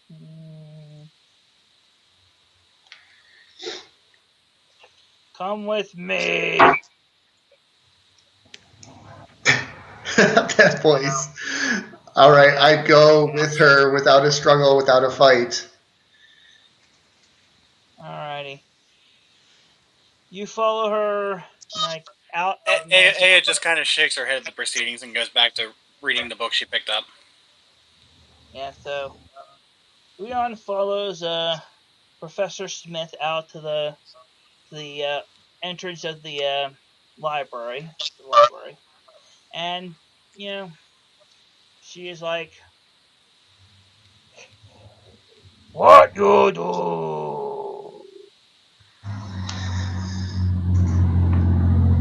Truth I this say, time. what was that last part, Andrew? Truth this time. Well, the truth is that, I just thought she was attractive, so I was kind of just following her around. There's no harm. I didn't do anything. Oh, and by the way, I noticed that you're a shard mind. What's up with that? So, how was your home? Where did you come from? Professor? My home. But, wait, you're trying to distract me. No. I'm just having conversation. If you want conversation, tell truth first. Well, I did. I was just following her. Yes. Why you follow her? Because I thought she was attractive. Why you think she attractive? Well, those sideburns on her, I mean, it's not all, not all dwarven girls have those luscious curly sideburns. I mean, come on, you gotta think that those are a little attractive. Professor Smith kind of cocks her head to one side. Why hair on face attractive? Well, it doesn't have to be, but I mean, no hair could be attractive. It's all. I mean, I'm not a catch myself, but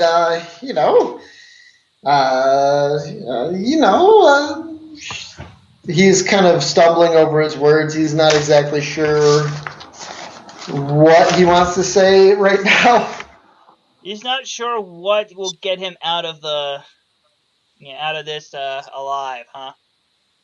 Well, I don't know. He's been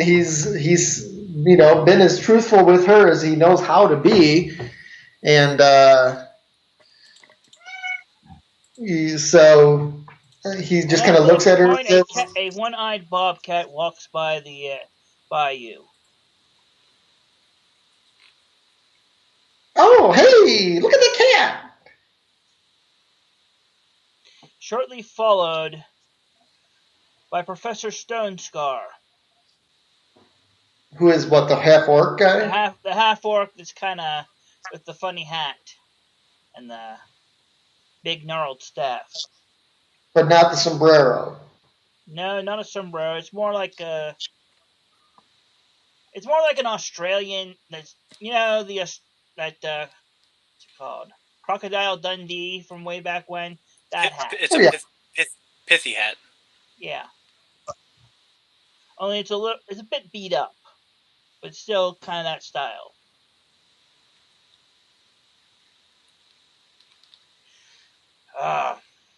Professor Smith, what did you call about?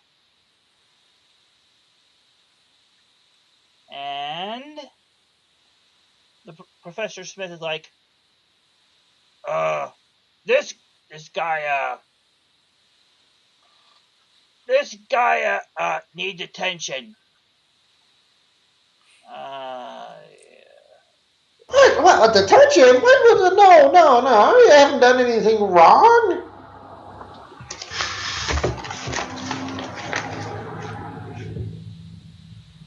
I'm trying to think of a role. Try and convince him of that somehow. All right, I guess I'll just make a bluff roll, I guess. I think that's about the only thing I could possibly do. Mm-hmm. Even though I don't really think I did anything wrong, but let's see. So that's a d20 plus 1. Oh, God. I'm horrible at bluff. It seems like every single bluff I make is like a 4 or a 3. Okay, Or so they obviously do not believe me. They think I've done something horribly wrong. That's because in your heart you know you have. Perhaps. detention tonight. Dweon just shrugs. After supper, out in the greenhouse. His shoulders just slump down and he just See you surrenders there. to it. I'll see you there. Yes, sir. I'll be there. Alrighty. And it's nearly, at this point, it's nearly time that the people of the arena should probably start heading back to the main castle, main building. Be on time for alchemy. So Yeah, we're gonna bring our dead moms back to life. no, you're gonna instead rip off your own arm and stuff your little brother in a soul into a suit of armor. Well, that happens afterwards. We need to resurrect the dead mom first. Yeah, it doesn't work so much. We don't Well, have yeah, a Warforged in here to a Warforged to inhabit the armor. So, as you head along on back to and enter the alchemy classroom. The teacher is already there, and you notice that every table has several kind of cauldrony metal bowl things with what appears to be a big stone slab underneath and other stuff set around. And as you find tables to sit at, the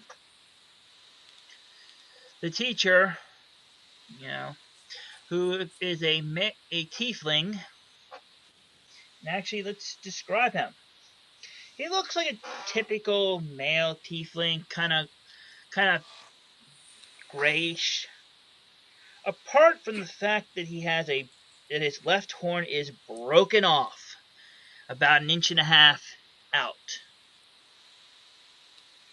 He's wearing these black robes that are very simple, but otherwise just black with black like stitching and black everything. Yeah, it's not, and his hair is long and black, kind of shiny-ish. Wait, is the Cedra recognize this guy as the guy that he catapulted the apple into? Is it the same guy? Well, Cedra, make me a history check of about this morning. That's history? Yeah, history of this morning. Alrighty. Yeah. Tell you what, so that way I'm not adding 1d200. I'm going to add a plus in here. Yeah. There we go. Yeah. You remember that's a thing that happened. You're hoping he did. Cool. So this is the class I make no eye contact in. For sure. Yep. Isn't that every class though? Yeah, actually, that's a good point. Alrighty. As he comes out, greetings, class. I am Professor Bakoth, and I will be attempting to teach you dunderheads the art of alchemy. So, yeah. Well, let's get the roll call done. And he kind of does a roll call of everyone there. And let's see, if you catch. Give me some perception checks and see if you catch anything special about it.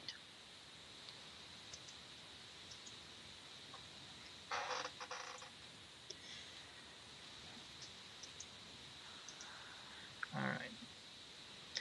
Zool probably will figure it out. Yeah. Perception, eh? Yeah, Sephruz, it didn't quite work out right. Ooh. Alright, Sephruz worked. Zool did as well. Dweon's too busy And- writing down everything he hears in this class because he loves alchemy. And Aya got one. Alrighty. So Aya, Sephruz, and Zool kind of realize that during the process of the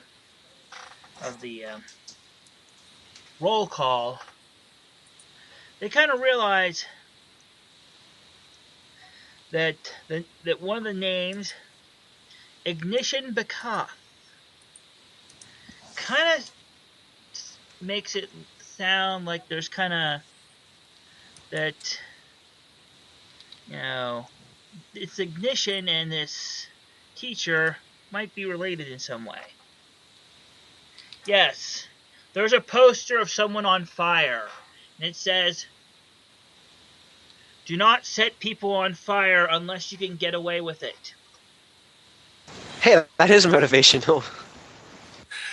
Or there's a Yeah. cat hanging from a tree branch and it says, "Hang in there."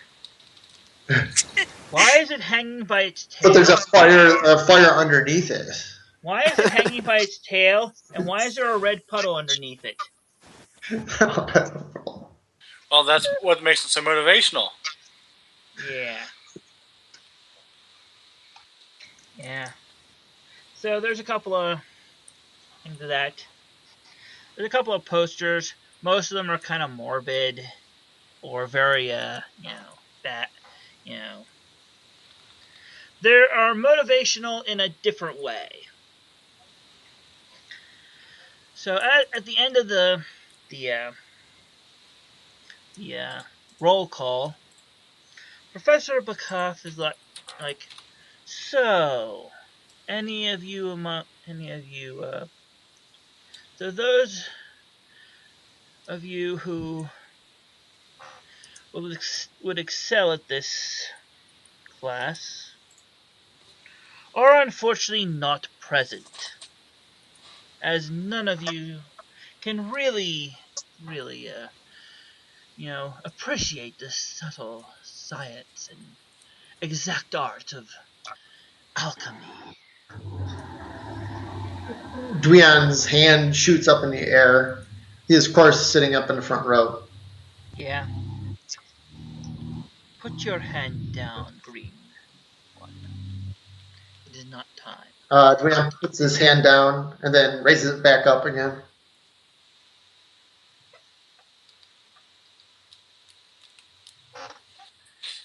Put the hand down. There has not been questions asked. And puts his hand down and looks a little confused. So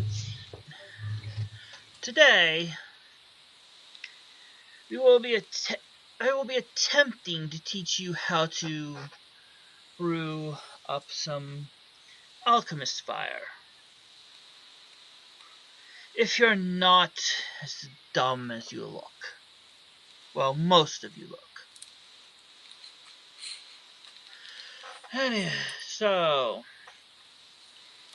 he kind of I was going to say, gee, I wonder who he's excluding from that statement. Yeah. So Dweon, of course. directions are on the blackboard. As you kind of point at it and directions appear on it. There's There's supplies in the store cupboards over there. Begin. And yeah. So,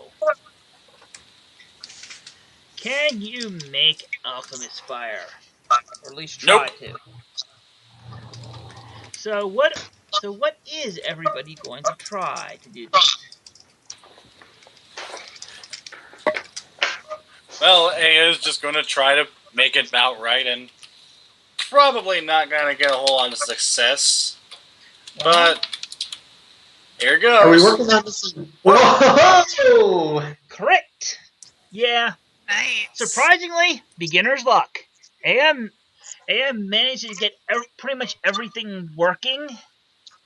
You know, just does what's on the exactly as it's said on the thing, and surprisingly ends up with one. Without very quickly.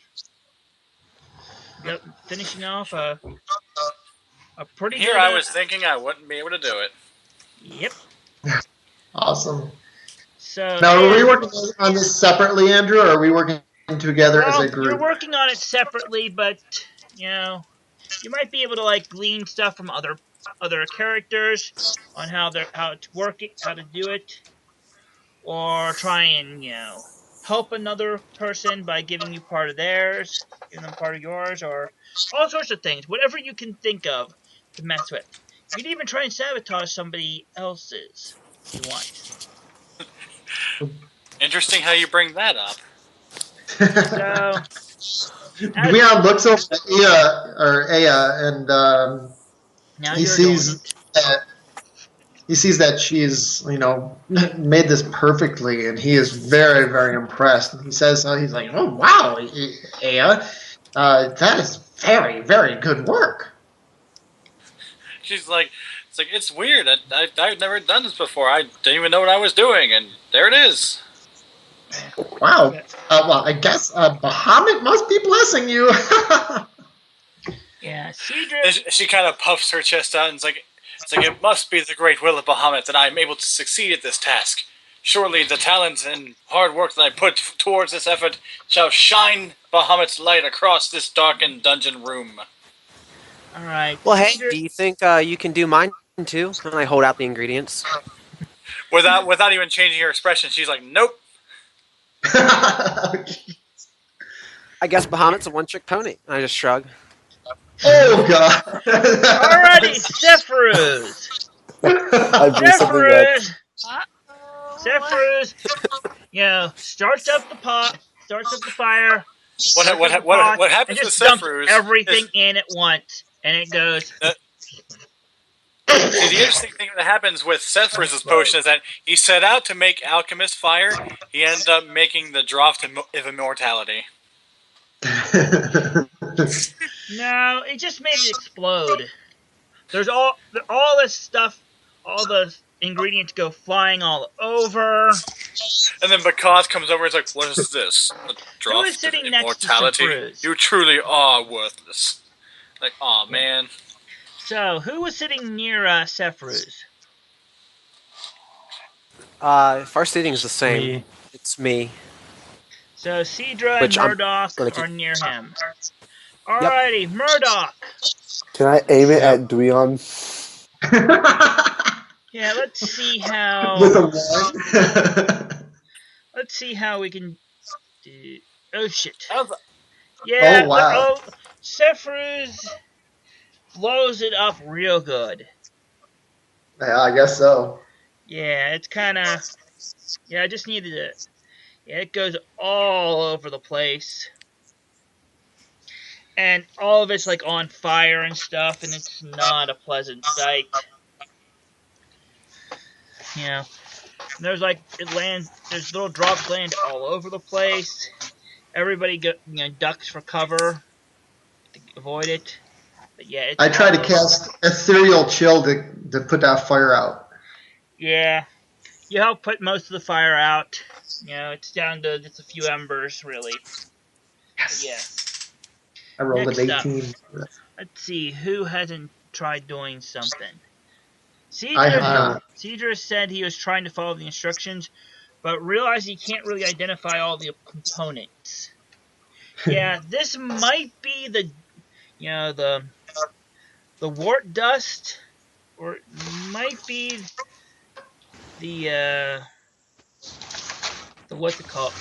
It might just be the sawdust. Sawdust. You're not sure which it is, and they go in different times. So, roll me Alright, a well, I'm flat going to look d20 over to at the figure out. ingredients Aya's using, Yeah. Well, they and I'm kind going of to look see if almost I can alike, manage something. and now that they're out of the package, it's kind of hard to tell which is which. I'm gonna try to Yeah. aid him. Yeah, Cedra puts in the wrong one, and it just starts boiling over and basically boiling liquid just kind of comes out of the thing and just covers that side of the table. Even my +2 doesn't really help. Yeah, Dweon's trying to help, but it's not enough. Who Can has I a No, no, no, 20? safely? no, not like that. I was gonna say that's the story of Dweon's life. He tries to help, but it's never enough. Never enough. So Can sad. I So sneakily Murdoch take and part Zool of haven't done Aya's anything potion? yet. Yep, I'm gonna do it, but instead of like magical stuff, I'm gonna try to find what natural ingredients I know Yeah, of that I've seen. you're trying to I mean, go by what nature things. yeah, Okay, yep. see I mean, things that I are. obviously I'm gonna add some sort of either gunpowder or something that's gonna be explosive into it, but Yeah, I understand. You're trying to make so your own kind of gunpowder type thing. pretty much, yeah. Okay, go for it. Nice. 18. Alright, you're pretty sure. Yeah, this should work right for that. Work well for that. Yeah, you're kind of making it in a different kind of way.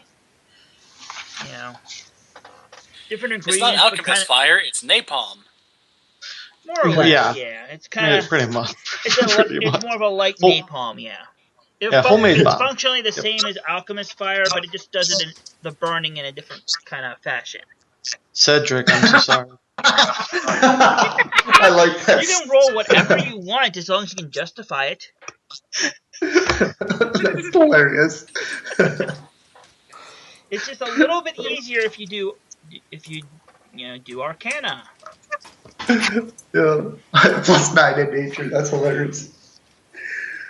Yes, Uh, you have a +9 in nature. Gosh dang Unfortunately, it. you're in civilization, not nature.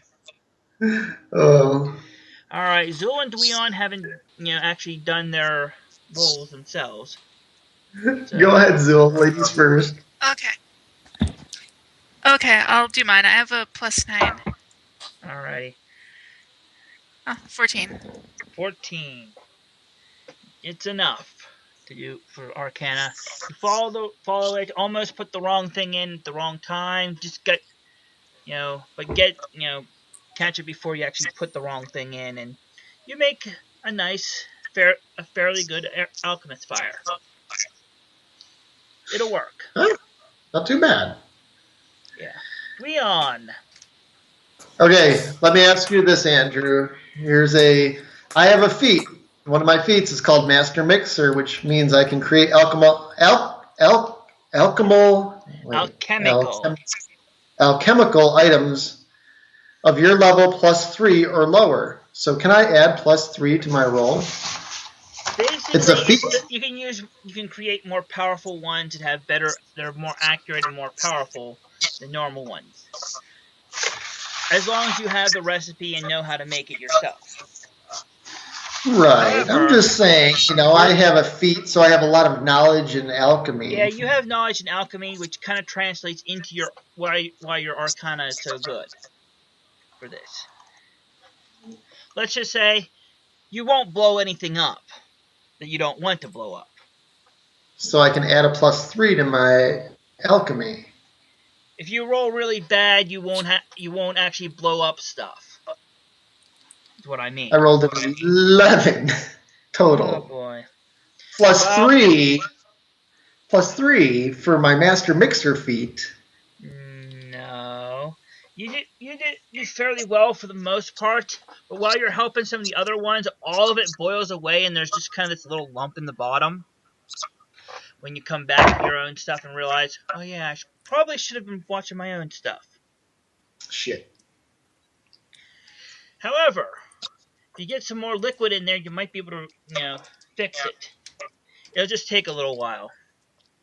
Anybody else? And so, second round of, messing with the alchemist fire recipe. I Those of you look who over. didn't do well can try again. Those of you who have done well can maybe try and make a second set. I I look will. over. I will try to make another. I add Doesn't work water so to well. it. I get a 25. Alrighty. Dweon manages to recover and make a good alchemist fire. Aya does not do so well. She kind of shrugs and says, "Maybe I was only meant to make one." Yeah. So let's see. I Let's will finish go. up. Murdoch will go over to Sephruz and say, Sephruz, maybe you're going about this wrong. Look at what I did, man. So I show him like my product with mine combined. I said, this is what I used. Maybe that'll do better for you. Okay. And so I'll I'm roll a nature to aid him as well. Okay. sweet. All right. So Murdoch is trying to help Sephruz through this. So go ahead. 16. Pretty good. You managed to get. He's got a +2 for that. For your helping him. So Well, that gives me a plus 11, so yeah. 24. Oh yeah, to you do a good one. try to Almost make as good as napalm. Aya's first one, but first attempt. Nat 20 just slightly trumps that, but still you do very good. The help was very helpful. I look at Murdoch and say, thank you, that makes a lot more sense. I Yeah. don't think I can get as lucky as Aya did. And Yeah, you Cedra and did Murdoch. yours looks even better than mine. Yeah. Cedra still needs to do one. Murdoch needs to do his own, and Zool. So who wants to go I look over next?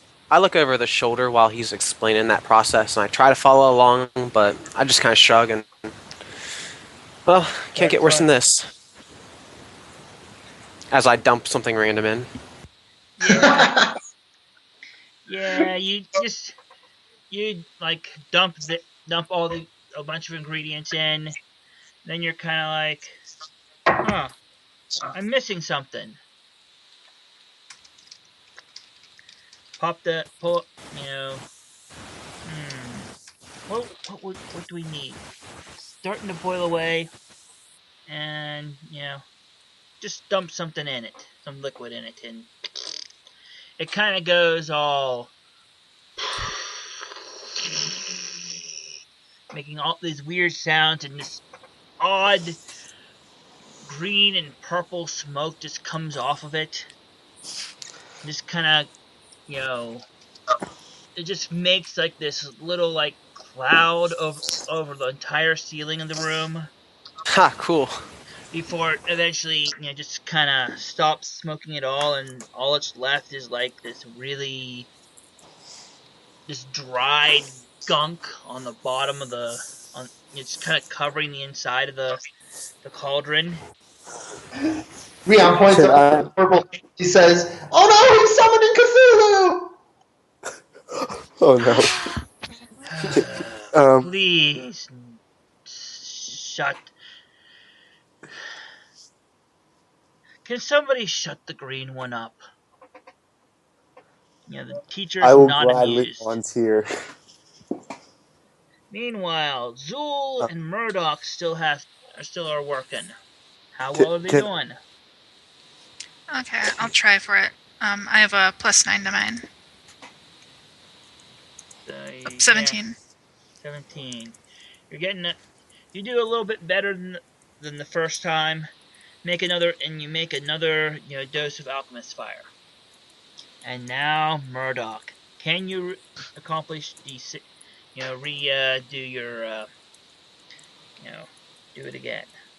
I'll We give it a believe in you. try. I We don't Don't believe know. believe in in I've yourself. done Believe in so me. well helping. I just feel like I'm gonna mess up now. I've overthought this.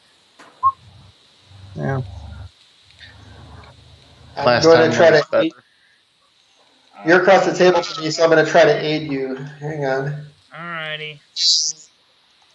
I will aid him as well, if that's All possible. right. Leon aids. I aid. I say, no, no, no, no, no, no, no. That one to your left there. Can I add Cephas my does nature not. modifier? It looks like it should be working, but the bubbles are not the right color quite. It's like really you got really close, but the bubbles are not quite right, and it just kind of it's supposed to be given off be kind of reddish, but it's more pale orange. So it just didn't quite get everything right for that second time. Ah, Yeah. So, All right. but well, we have so those of you who succeeded at making an alchemist fire have an alchemist fire now. I think that's One, pretty Nice. much everyone but Cedra. and those who manage it twice have two. I do know how to make a sweet smoke cloud, though. Yes, it Yeah. also That's smells come in handy, awful. actually. It also smells awful, and it does not seem to be dissipating at all. It's still up there, most of it. It's okay. This is school property, not mine. Yeah, Hey, dude, if you're trying to stealth somewhere, that could come in handy. yeah, but if you're trying to stealth using that, you have to be able to climb on the ceiling, really. Or just create a distraction. Challenge accepted. So, anyways, All right, Andrew, I got a quick question. yeah. Now, since we have made this and Dweon's taking notes, very thorough notes, does this mean I can add alchemist fire to my recipes? You will see. Basically, you've made your first attempt at it. With a little more practice, you should be able to, you know, basically have the recipe down packed. Right now, All it's right. kind of like you need to practice it a couple more times to get it, to kind of get it. I know what Dweon's going to be doing tonight in his bedroom. Yeah, it'll take a couple more tries, and maybe a day or two, you might be able to get it on your own. Or if you have enough, probably he's going to have another class on this. The next class is going to be like more on this. He's kind of surprised that any of you actually succeeded. Well, other than Ignition, who basically has 3 Alchemist Fire. Because you worked really fast. Most of the Lame. rest of the class has not succeeded on even 1. So, All right. Good job. yeah, almost your entire group at least managed 1. Team, whatever we're called. Good job. Yeah. We So, should be like the I cool said, Hey, should we Cthulhu. talk about that? Seriously, should we talk about that right now? we've already decided we're the light of Bahamut. Team Alchemist Fire. No. Yeah, I think just out of disrespect for authority, we should have the word Cthulhu in there somewhere. That's right, like Cthulhu. Cthulhu's Angels. Cthulhu's Angels. That's just wrong. alright, so as the night as the class kind of winds down and you finish up gathering up your stuff, there is almost time for supper. You have a short time before that to do some stuff before the evening meal.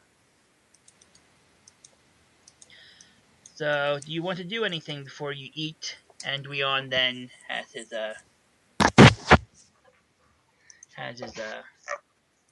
what's it called? His detention. Oh, that's tonight. Oh. Yeah, it's this evening. Nope. Yes. Dweon is already at the table waiting for the food to be dealt out. Yes, the food. Yep, Murdoch as well. Yes, there's good food here. Yeah, you've noticed that anybody can move those, right? The other token. I'm just gonna wander around till the food's there for sure. Yeah, the food is delivered. There's all sorts of weird. There's like a large kind of pot of like stew of some sort. There's a couple of random like things. What appears to be a big sliced ham and a couple of bowls of various kinds of vegetables. Some kind of corn with like a big hunk of butter in the middle that not quite has melted, but it's getting close. What else was there? There's a couple other foods. I'm starting to run out of things to describe for food, but there's foods and a variety of them. Meat and fruit is for me. Yeah, yeah. There's what appears to be a large, collection of like sliced melons of various kinds today for supper. There's like a green one, an orange one, a kind of reddish one with like little seed things in it, some parts of it. Is there any fish? Actually, there's no fish today for supper. Oh well. There's a variety of other stuff though. It's a different kind of day. It appears they have fish on certain days, but not all of them. So it's not Lent yet. Not exactly, no.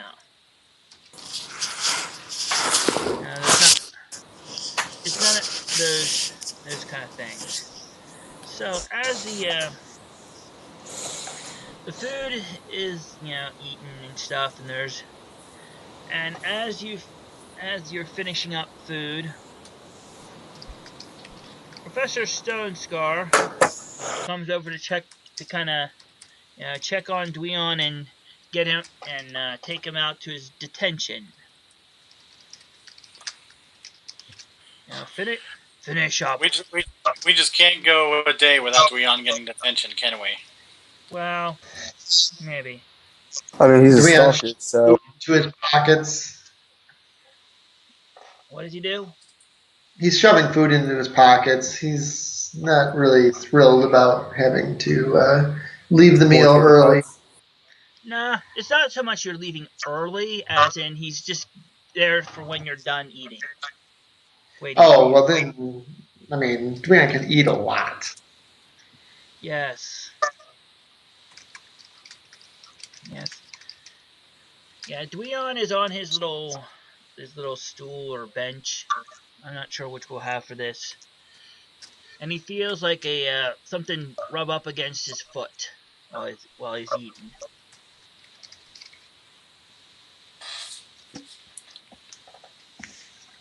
Does he pay attention to the thing rubbing up against his foot? I'm assuming it's the cat because he saw it earlier. Yeah. And here's a kind of slightly hoarse meow. It kind of just... Wait, horses don't meow. What's going on here? What's going on? Dweon likes cats enough. They're kind of tasty. So he goes down and tries to pet the cat. They're kind of tasty? Wait, no, he's thinking. No. Did I say that out loud? Let's see. Wait, is this Dweon or is this Alf? Wait, let's roll me a flat d20 to see if Dweon actually says that out loud. No, he does not say this out loud. Roll is 16. He manages to keep it from coming out aloud. No, I mean Yeah, I'm trying to pet the cat. I don't know if the cat can, figure that out or not, or feel that. And he feels something that's on like his ankle. That's like, it feels like he's being sanded by like like a spiky hairbrush. A very small spiky hairbrush at that. Them's the breaks. Yeah. Apparently, Goblin tastes good to cats too. No, okay. So it'll be a mutual thing, I guess. I don't know. Yeah. Dweon is actually trying to pay attention because he doesn't want to get in any more trouble, so he's trying to figure out what he's supposed to do here. Alright. You're finished? Are you finished? Yes, teacher, professor. What do we need to do here? I'm ready to do my detention. Alrighty. We need to go down to the alchemy room. Somebody made quite the mess on the ceiling. We need to get on the. Well, you need to get on a lot. We need to get the ladder, and you need to clean off the ceiling. Okay. I guess I can do that. Yeah. So you're taken down there. They have like a ladder and like like some water, like a small bucket with like soap and stuff in. And yeah, the ceiling is now kind of got this greenish purple like grime all over it. Well, being a short of stature and kind of round goblin, I'm going to have to make an acrobatics check to see if I can do this off the ladder. It's not a tough one really, but yeah, you manage to get the ladder is tall enough to reach almost to the ceiling, so pretty much you can stand on like the top, like the next to upper top rung pretty easily, have a little bit of grip with one hand on the top and kind of wash with the other one. You can get a pretty good chunk and then before you have to move the ladder a little bit. All right. I rolled an 18, so I think I do a pretty darn good job of cleaning the ceiling. Yeah, you do a fairly good job. It's mindless, it's menial, but it's not tough. It's just time consuming, especially when you have to move. You have to move move a couple of things to get the ladder in the right place. Now, you know, All right. and Professor Stone's I just watching most of the time, and he appears to be doing. He's doing some of the heavy lifting for moving some of the like tables and desks a bit. After a while, so he lets you do the first couple yourself, but he's kind of once you actually get into the hang of doing the actual cleaning part, he's moving most of the other stuff out of the way. All right, around. Can I make it a perception roll? I just want to make a perception roll and look around the room as I'm cleaning, just to be like, okay, is there any notes laying around? Is there anything of interest? Okay, you can make me a perception check. All right, I will do that. I rolled a 25. So do I see anything that might be useful in my alchemist training? It appears there's not many notes, but you do recall that the most of the ingredients came from that cupboard over there. It doesn't seem like it's locked or anything. Well, I rolled 100%. I rolled 100 die, and I rolled a 57. So I'm not going to do anything stupid, but I do take a mental note of that. Yeah, most of the stuff comes from that cupboard over there, and it doesn't seem to be a locked cupboard. But you do know that at least one thing came from somewhere from like a back room or closet. Okay, I just make mental notes of all these things, but I'm not going to pursue them. I am in trouble enough, and I am not going to do that. Yeah, as you're looking, it takes a while. You're there for at least a good hour and a half, 2 hours at least, till you're getting down to the last couple of spots. And it, like I said, it's not really hard work. comes off pretty easy as long as you scrub every spot. It's just it's time consuming. So, anything else you want to do while you're in detention?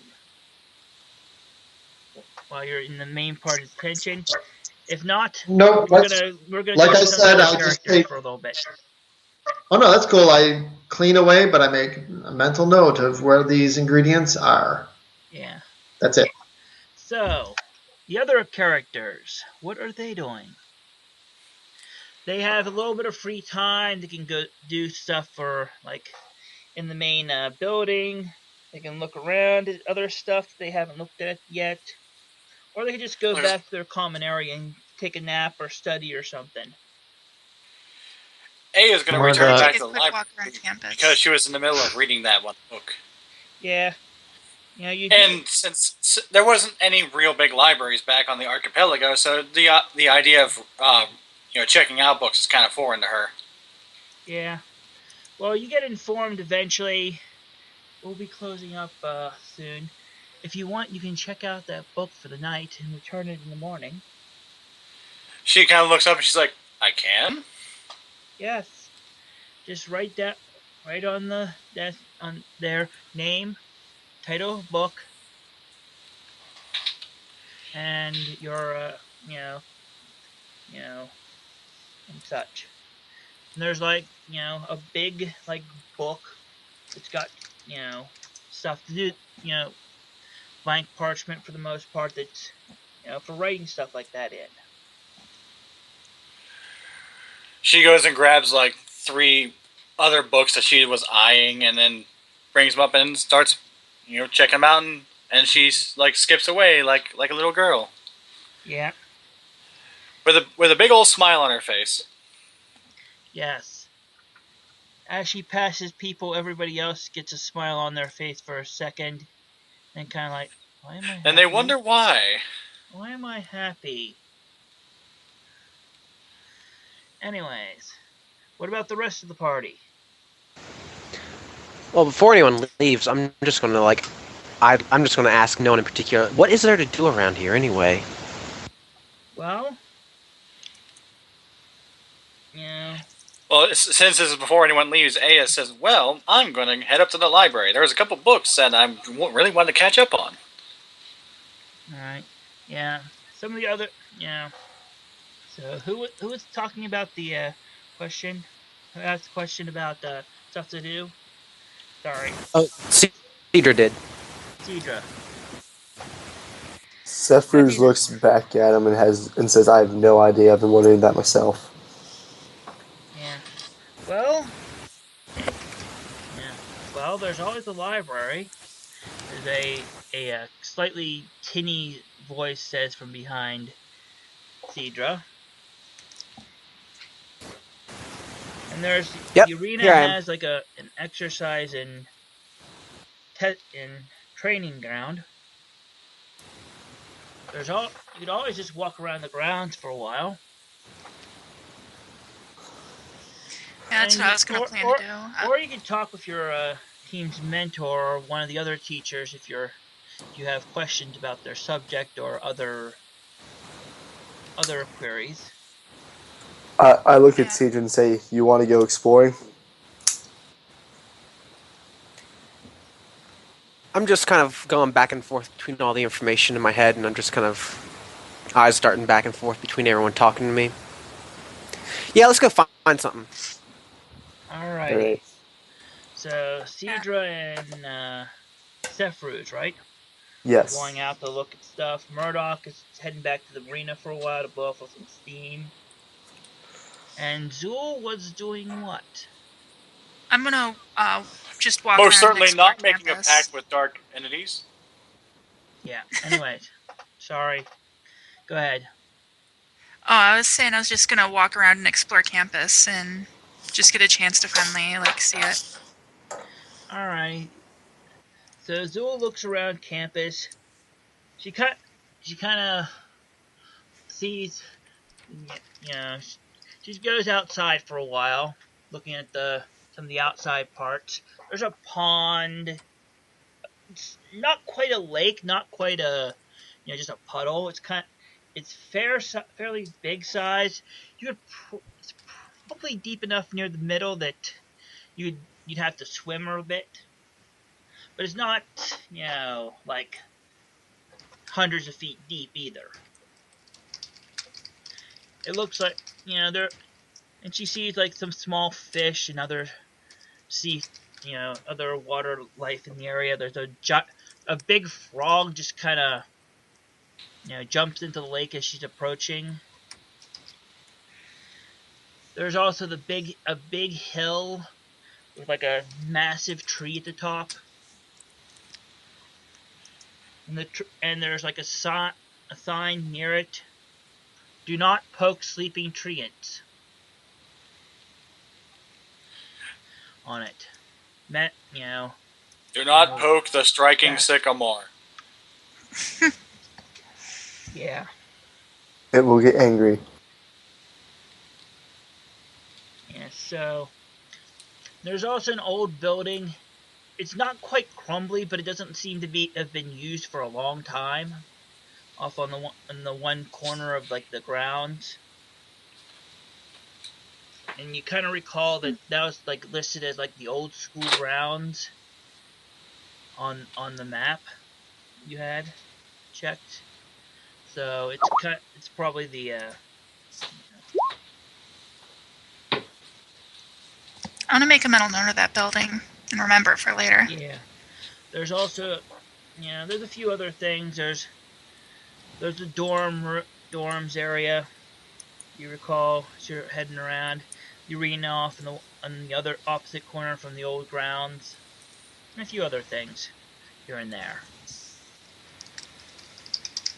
So Sephruz and Cedra were attempting to what?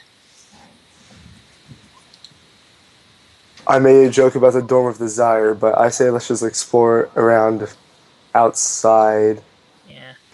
and So see what there is. basically, you can either go around the same way Zool was going, or the other way. I vote the other way. Alrighty. Zool will eventually see Sephruz and Cedra kind of coming around when she's headed towards the arena area. So they go off near by the dorms in the arena,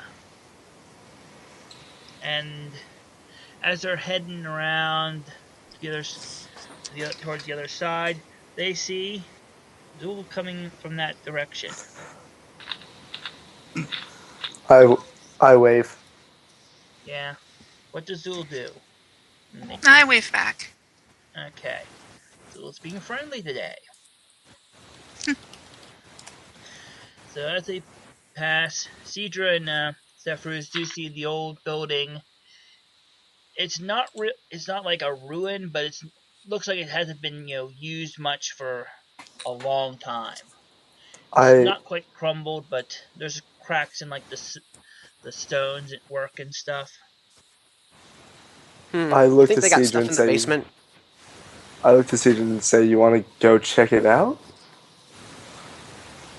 Okay, you're gonna Yeah, try. sometimes there's slimes and stuff in places like this. If you get like Alrighty. big rocks and you drop them on a slime from like a far enough distance, sometimes they split in two instead of going all. Interesting. So you're Well, gonna I try. mean, does one time at least. Yeah. So you're gonna try and go in. There appears to be not much in the way of windows, at least on what appears to be the first floor. There's a couple of old windows in the probably is the second floor. The main entrance appears to have been boarded up quite well. Hmm. So getting in would be at least difficult. How, Cedra? How far do you think you could throw me up if I was a fox? Probably Wait, wait, like a wait. foot or something. Wait. I don't know. How heavy do you weigh? We are trying to do. Wait. We're trying to set up the fastball special already. Just throw me through the window. Yep. Wait. What if we just Maybe. And I start fiddling with the boards, trying to pry 'em off with no success. To be fair, Think I there's a have an lock around here? aspect. Yeah. I There I appears have to an also be a lock, yeah. But it's kind I of have an boarded up too. I have an aspect, and that allows me to have +5 to athletic checks that involve climbing, as well as a +8 to Yeah. acrobatics. Yeah. Zool does Nice. see them heading off towards that building if she looks back behind her after seeing them. Comeback Well, tell you what, Zool. I'll give it a shot. Alrighty. Okay, which one are we gonna do? The me turning into a fox, or me trying to climb and pull you up? Alrighty. Let's try both of them. All right, Zool, let's give me try. a stealth if you're going to try and follow them. Okay, I have Wait, +7 to this roll. Alrighty. Oh yeah, you're invisible practically to them. Nice. dang. All right, Well, I'm going to muster up my throwing arm and try and get him tossed up there once. all right. Alrighty. I turn There into we a go. fox and prepare myself. Alrighty. Let's see how this works. All right, this is not going to work. I believe in us, though. Oh my god. Mm, Not bad at all. Alrighty. That's awesome. He ends up really close to one of the windows. If he makes a good check, he might be able to scratch onto the edge of the window. It's like yeah. Can I roll acrobatics? Yeah, I Yes. guess so, yeah. And Chris, you're not the DM here. I know. I'm rooting for him actually. Okay. So let's see this. I'm interested. Nice. You manage to get a good grip with one of your little claws on one of your paws. Manage to, and after a moment, just get the other one and kind of crawl up on like the edge of a windowsill. All right, I shift back into my humanoid form, And and fall off because there's not enough room. wait, do I fall into the building or fall out of the Fall building? out of the building. Yeah, it's a Oh, little. I thought you went through the window. Yeah, that's what I thought No, I was he doing. just managed to grab onto like the windowsill by it. Oh, Oh, okay. I thought I Just crawled up enough to in. get him to that, which is why I gave him the other check to kind of grab on good. Okay, okay. Well, that was awkward. So I just fall back on the ground. Great. Yeah. Give me a perception check. See if you saw anything while you're up there through the window. Okay. 27. 27. Oh, you see, the window is pretty grimy, but you see through some little like cracks in the grime that there's something glowing inside. It's not glowing bright, but it's light. But there's something glowing inside. All right. Down a ways. I look to Siege and say, okay, there's something in there that's glowing. So should we try again? Maybe like I'll just climb up there and try to bust the window out, or we can give each other a boost, or should we like go get some other party members? You know what we should do? We should get like a grappling hook, and actually no, let's get two of them. And we need. You have foot spikes. Do you know what those are? They're not called foot spikes, but they go on your feet and they're spikes. Well, I've got Caltrops. No, those. on your Those are feet, painful. not in your feet. Anyway, I've we need got. two of those, I've got and then claws. actually no, we need four. Oh, then we only need two. Well, What do you think we should do? Um, Anyway, what I think we should do is we should get all that stuff, and then we can just kind of climb up the wall. You know, like kind of we get the rope, and then we just shimmy on up, and we got the feet things, and so we don't slip. yeah, You know, yeah. like when you're climbing a mountain. Yeah. At this Sure. point, I'm though, just- the sun's starting to go down. This is probably something you want to plan for another day to do another day. curses. But at the very least, something weird's going on in the old building, or at least something weird is stored there. I bet whatever it is, it's really cool. That glowing thing you saw. Yeah. It would I'm have sure to it be, can be otherwise they dangerous wouldn't to- lock it up. He I'm got sure. saw something glowing, but he only got a glimpse of it through like some cracks and stuff. You know, if he rolled anything lower than he did, he probably wouldn't have seen anything, at all, really. Because he rolled so good. With an 18 plus 9 to 27, yeah. That's why he got to see something. In the meanwhile, Dweon is just finishing up his detention. This So, is Dweon. this is more physical labor than he's used to. He's got Yeah, blisters on his it's hot, hands. and he's got to do it like over his head, so that Yeah. he's had to change arms a couple of times just to make sure he doesn't wear it out and get cramps and completely exhaust that one. So But he feels like he did a pretty good job. yeah, really, when he first started out, yeah, he kind of did a half. He kind of started out a little bit half-assed, but Professor Stonescar made sure he got every little crack and little bit of the mess. So, almost done there with that corner? Yes, sir. Yeah, I think I'm almost done here. There it is, the Alrighty. last purple spot. I have no idea who did this, but they sure made a mess. Yeah. Yeah. Yeah. So yeah, whoever it was in the first year. I don't know who it was, but yeah, Professor Bakath came to me after his class and was like, "Please tell me you have someone who needs a detention." And yeah, well, What do you think of that Professor Bakath, anyway?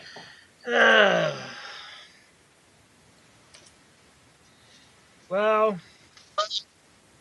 he likes his results. He likes. He's dedicated to his craft, but really, he has no time for anyone who doesn't have talent in it. He seems kind of mean.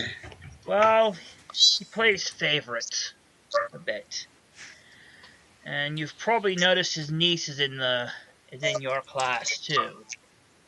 Oh, that was his niece. Yeah, so it's kind of he play like I said, he plays favorites, and well, and seems one of his favorites is his niece.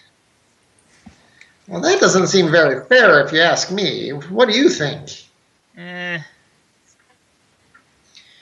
really don't care for him that much, but he knows his craft, and otherwise is a good teacher that of it.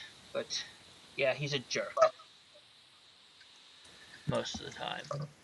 And Leon just giggles a little bit as he says he's a jerk. So, what do you think? Is there anything else that you need me to do here, Professor, or can I go? Just a little. Just one moment. Give me a second here. Let me see. Where is the things I was gonna? I was doing. Sorry, I'm looking something up.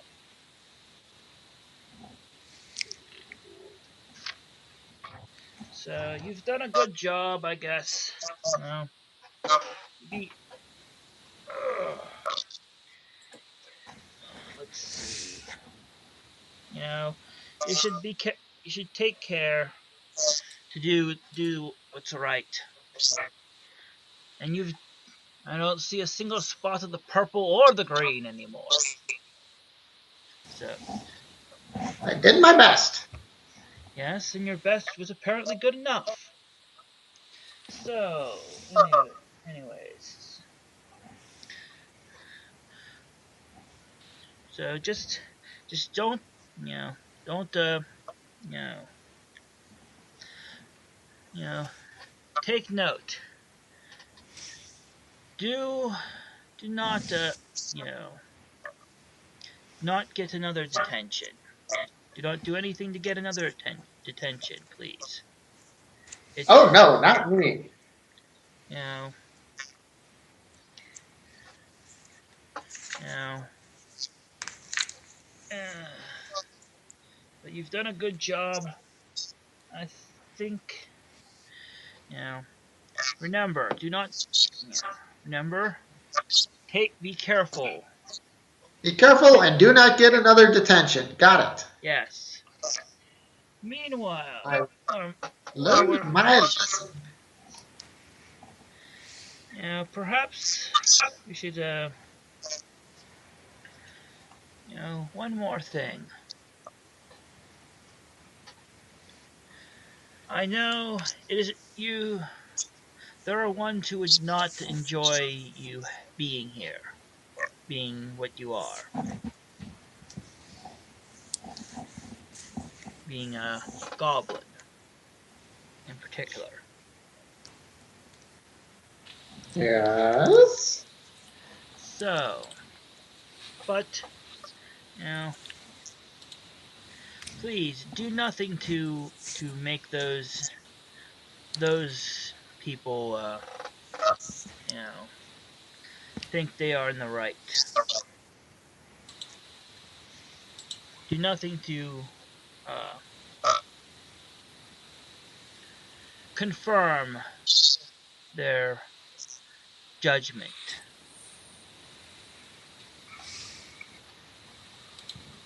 I, though we are definitely have different skills, I see you're kind of what I was when I went to this school long ago. And a bit of an outsider, correct? Oh, now you, Professor? I mean, you're a professor here. How could you be an outsider? Not now, but many years ago when I was a student, I was. And still, even now, there are a few who would rather not have one as such as I on the staff here. But those those are not worthy of your concern. Nor are they worthy of, you know, nor are they worthy of being listened to, so to speak. Okay, Professor. I understand what you're saying, and I'll Words are definitely not, try to follow your example. words are tough sometimes to come up with the right ones. So something, perhaps instead of words, perhaps actions. And he actually, you notice he had like a little bag, little pack thing that he brought along when with all the other stuff to clean up. I think this might suit you. And he pulls something out of it. There's a, it appears to be a short kind of capey thing with a hood Okay. of a very kind of semi-faded blue.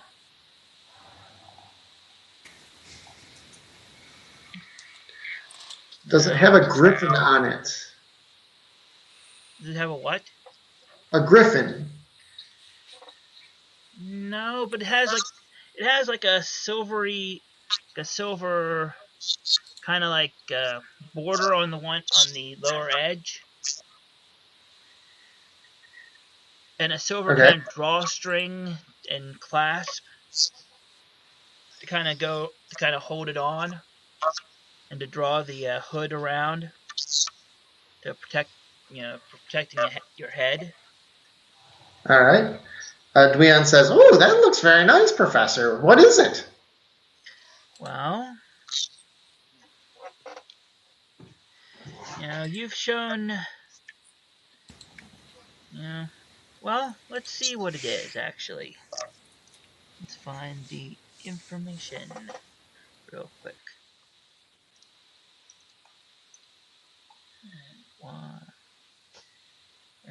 Where is the information? Sorry. Right here. And it is. There it is. And it will be popping up in Skype as an option to check. Oh, cloak of resistance. It is the, most basic one, +1. But yeah, +1. yep. But, so, however, do not think this is a reward for breaking rules, but an incentive to not do so again. Well, thank you, Professor. I do appreciate you believing in me, and I will do my best. And he kind of holds up his 3 fingers in the Boy Scout salute. I will do my very best to try to do my very best. Well, then good luck. Thank you. I will need it. Yes. So, anyways, how's everybody feeling for for gaming? Feel up to a little bit more? Me sleepy. Me sleepy. Anybody else? I'm good to go. What was that? I'm good. I would say Alrighty. as well. Mm-hmm. Alrighty. Yeah, I can probably go for another half hour. Yeah, Well, I could probably go for a while too. alrighty. Well, how about this? We take a couple of minutes, break. Just 2 or 3 minutes, and then I come back because, well, bathroom needs to be used. Just saying. And we can start up with class tomorrow, the second day of class, or at least a little bit of it. Yeah, sounds good to me. Alrighty, so give it 2 to 3 minutes, 5 minutes. I'll just leave it recording, so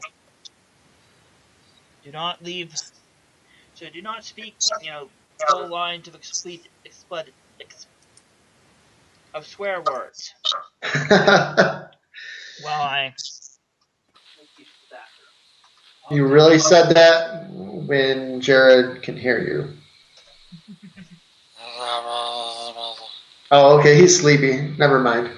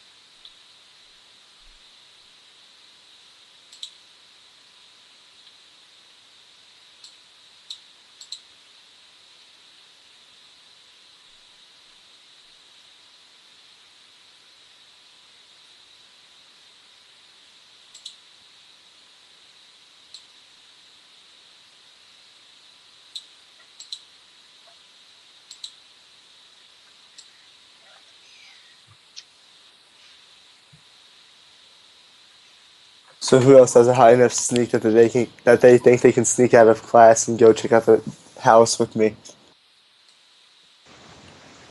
Oh, I'll give it a shot. I'm not trained in it though. What I've madness got- is this?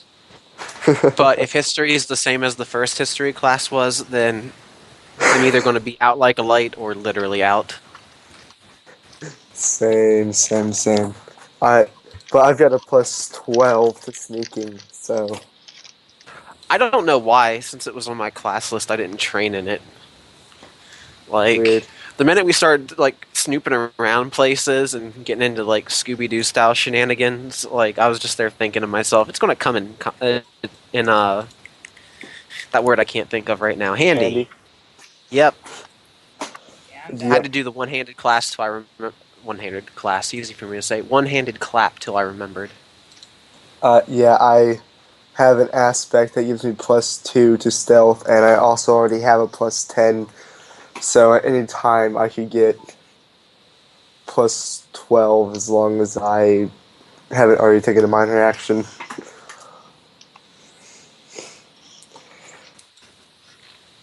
Yeah, I'm totally making a break for it for sure. Hopefully believe in it's me. like hopefully it's a block schedule so we don't have history class again.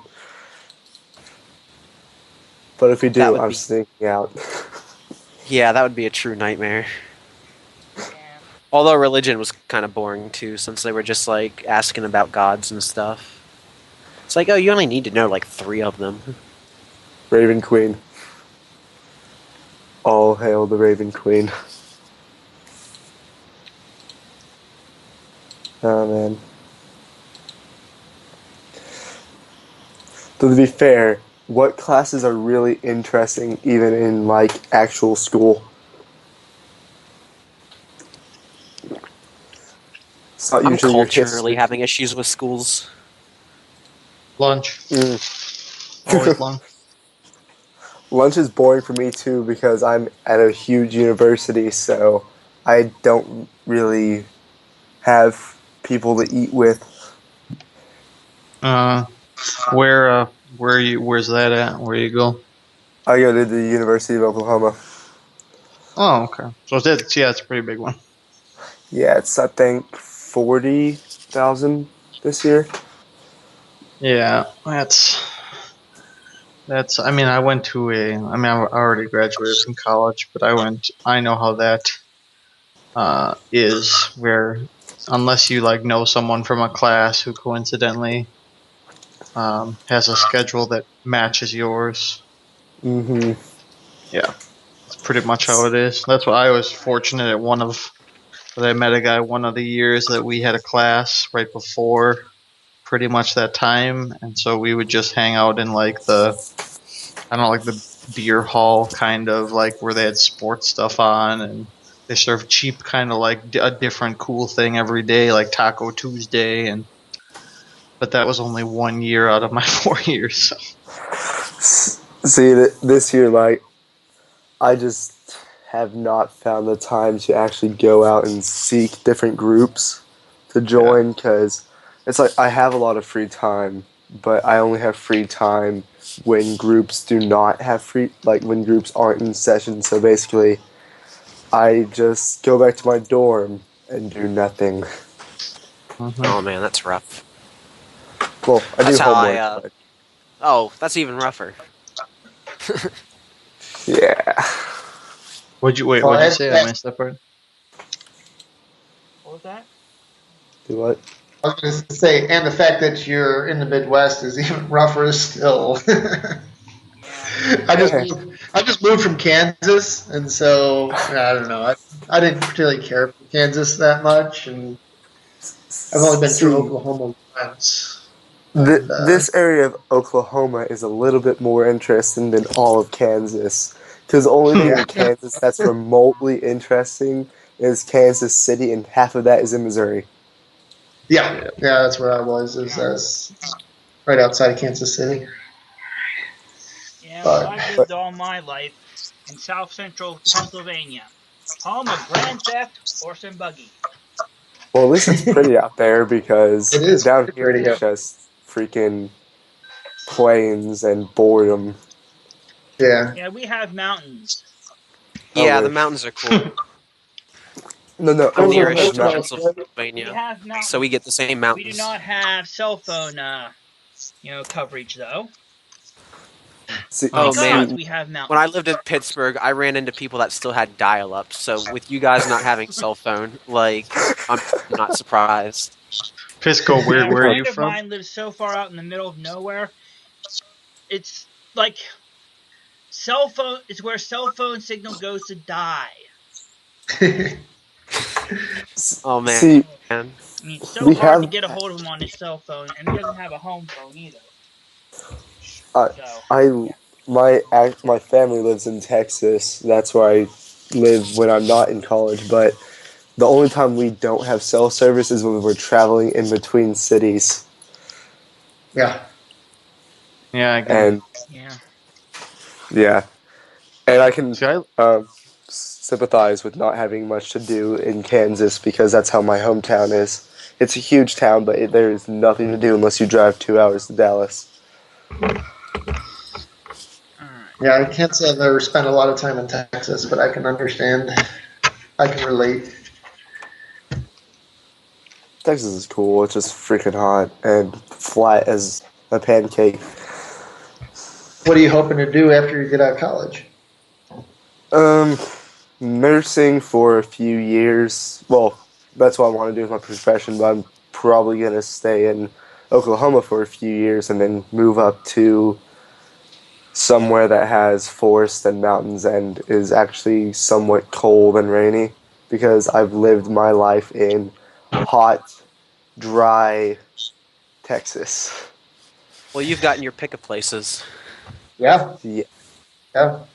Go out the Northwest, man. I lived in Oregon for a while too, and Oregon is beautiful. And then you got your forest and you got your rain. So, plus with a hmm nursing degree, dude, you can go anywhere. exactly. Seriously. yeah, that's one of those things where you're never gonna run out of work. I just have to get into Yeah. the college of Hmm. nursing here, and the thing is they take like about 160 students total out of like Okay. 4,000, but they only take like 57 that are out of state, and so yeah, Ugh. it's Yeah, the competitive. competition is nasty.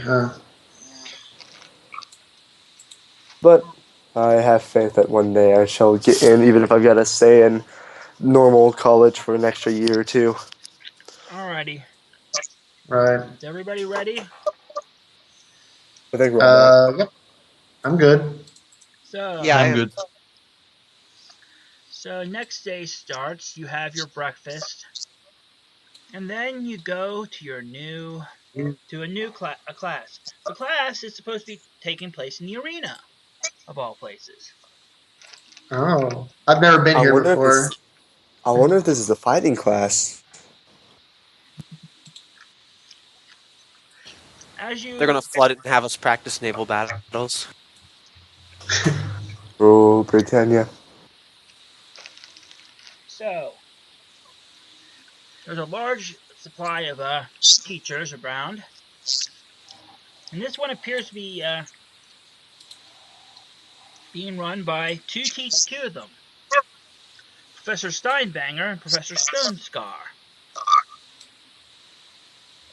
And as a Wait, Steinberger is our patron, right? yeah, dwarf, All and right. Stonescar The is dwarf. the half orc. So I wonder if they gave us him since he's the arena teacher and we've killed in cold blood. what? I said I wonder if they gave us him as our advisor because he's the arena teacher and we've killed in cold blood. Or he picked you specifically because he saw you on the trip. Killing in cold blood. Other kobolds. They I already like have the way cold these blood. young murderers think. They think just like me. Well, kobolds are reptilian, so they have cold blood, period.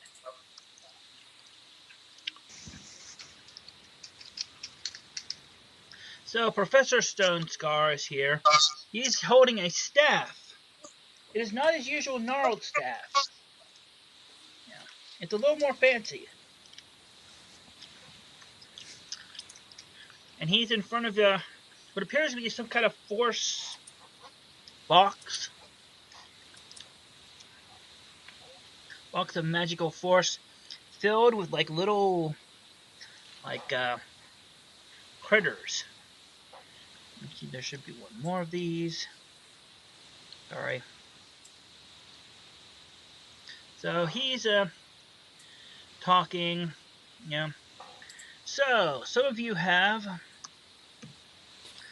I hear that some of you have actually, fought, in a real combat. Yeah, we So, have. yes, perhaps you could demonstrate some of that.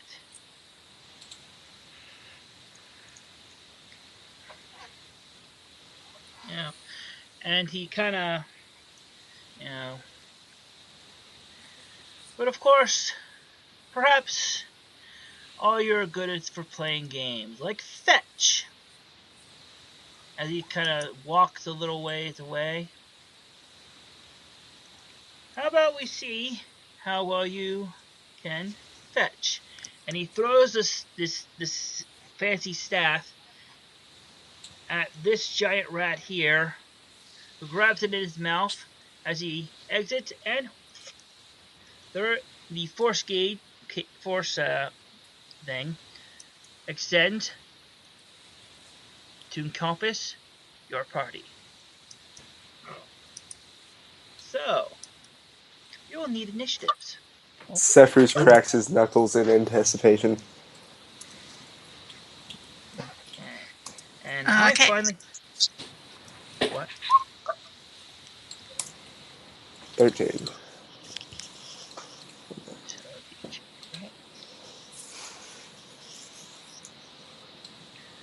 Oh yeah, I need to turn. So far, so good.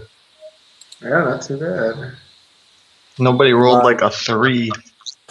Yeah, mine wasn't great, but wasn't awful either. Alright, giant If I rat. actually had an initiative bonus, mine would have been really good. But though Dan I've being had person. much, Alrighty. though I've had much combat experience, clearly I don't rush. I don't get in there as quickly as others. Alright, I'm making sure everybody else has their thing that will automatically add it. I'm just getting the ones. Not another 11. No, no. Okay. Looks like A has got to be added. And Zephyrus as well. Oh. Okay. Oh yeah. Turn and Oh, Zephyr. yeah, we rolled pretty good then. Okay. They're at 3 head. Damn it, I keep on rolling the same thing. I'm getting worse ones. And the big one. Save one. No. 16. Alrighty. And Zephyr. Alrighty. Let's. Okay. Cedra is first. Hey, Andrew, so there's one of these rats that has a magical stick in its mouth. Yes, and that would Can you be. mark? I will mark it with a. What shall I mark it? What will look like a stick? I will And so mark we're it with a supposed wrench. and we're supposed to get the stick. We're supposed to play fetch, I guess. Well, you could play fetch, or you could just try and grab the stick, or you just kill the things, or what? Or we could just murder them all in cold blood again. Well, yeah. I mean, these are rats. I mean, we kick Cobalt's asses. Yeah, some of these rats are bigger than Dweon. Well, at least one of them is bigger than Dweon, and a couple of them are nearly as big as him. They're some big suckers. All right. I'm going to turn to the teacher to just double check what exactly we're supposed to do, and I say, I just gotta get the stick. And live to tell about it, yes. I delay my turn. All right, well, he can come to me. Okay. Hmm. Giant rats. The giant rats. Speed 6. This one is gonna walk up to Cedra. A bunch of other ones are gonna move around. This one's gonna move over to here-ish. And this one is just gonna... It's gonna take its stick back to the big one. But Uh-oh. one of them has approached Cedra and is going to try and hit him, and I have the wrong things up. Alrighty. There's the right things in my list. So, it's going to try and bite Cedra, the giant rat. For 17 versus AC. I believe that is a hit, and it sure is. Yes. Take 3 damage. As it basically gnaws on like your ankle. I'm gonna delay my turn until Zul's finished. Okay. Just, I guess give you an idea of where to replace me. Alright, so 16.2 for you.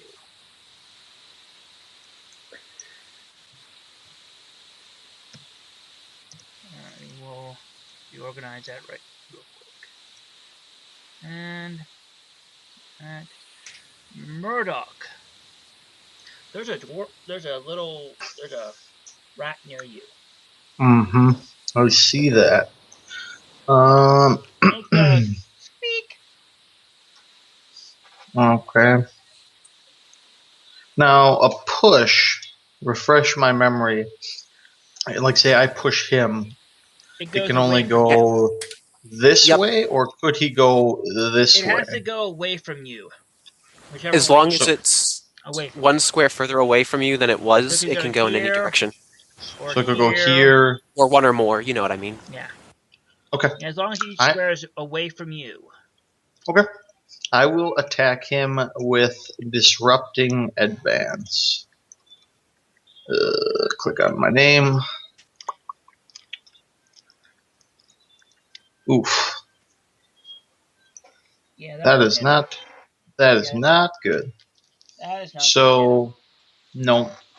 I will mark him because I get to freely, do that. Yep. and that will be my turn. The giant Epic rat is the fail. first creature that has been marked in this game. Alrighty. Aya. Alright, A is gonna step up to here, and she's gonna take a swipe at the giant rat with an energizing strike. Got it. 17 versus his AC. That hits. For a ghetto crit, 15 damage. Alrighty. Do you want to kill it or just knock it out? Well, probably kill it because it's a rat. Alrighty. You decapitate it. And I will give the temporary hit points to Murdoch. Alrighty. You get 5 temporary hit points. All right, sweet. And then is Zul's turn. Okay. I am going to start off with a 2-point mind lock centered here. It's a burst one. Also, everyone's under And I'm the gonna effect of my go- mantle, so that's what my mantle does. So the Dire Rat 1, Dire Rat 3, and Giant Rat. Yep. Are going to be... And I'll go in that order for rolling. Dire Rat Alright. 1, then 3, Dire then Giant Rat. 1. Alright. 1 hits. Okay. Now for Second 3. one. That's a miss. And Giant Rat is a hit. So it was like 6 damage. And this one, you cause its brain to implode. Nice. How could this happen to me? And then the other one that I hit, which I think is Dire Rat 1, is slowed and can't shift. Okay. And then I am going to do a action point. Cool. I'm going to spend an action point to get an extra do you call it, an extra action. Yep. And then I am going to do a single target mind lock on Diarrhea number 2. Okay. But first, I'm going to do a minor action to distract on him, so I get combat advantage. Got it. Let's shoot the hit him. Okay. Go for it. So this is a mind lock, augment 0. So 14 versus will. 14. And okay, that hits, you said? Yep. Okay, and so 12 psychic damage to Diarrhea number 2. Yeah, it's been hurt. He has a headache. You might want to mark Rat 1 and 2 as having been slowed. Yeah, I'm getting that here. Where is that? They have the snail. And it's... And then that should be my turn. Alright. Then it's Cedra's turn. Okay, well, since this guy's chomping on me, I'm just gonna smack him back. So I pull out a knife and I don't do that because that's my flurry of blows. I do one of those. There's some kind of background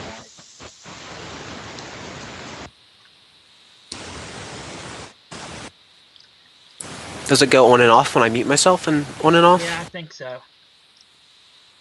It might just be my fish tank again. I don't know what you're hearing. It sounds like somebody's trying to turned on an old style TV and tried to change the channel to something that's not there. They don't have. Oh, I hear that too. That TV staticky noise. Yeah. Alrighty, so that will hit the giant rat. So you now have a giant rat on your knife. It is cooking quite nicely. Smells good. Hello? Alrighty, I think... Sorry, I was muted a bit. I'm sorry. Okay. Alrighty, I think I know what I'm going to do. I think it's going to be a bad idea, so probably shouldn't do it. So yeah, actually, I'll just end my turn. I was going to say, what you could do is you could walk up to Giant Rat and flurry of blows. Don't I have to trigger that when I've hit with an attack, not on just any time during a turn that I've hit on? Yeah, you can do it at any point during your turn after you hit with an attack. Oh, Yeah, I thought I had to trigger that with my actual attack.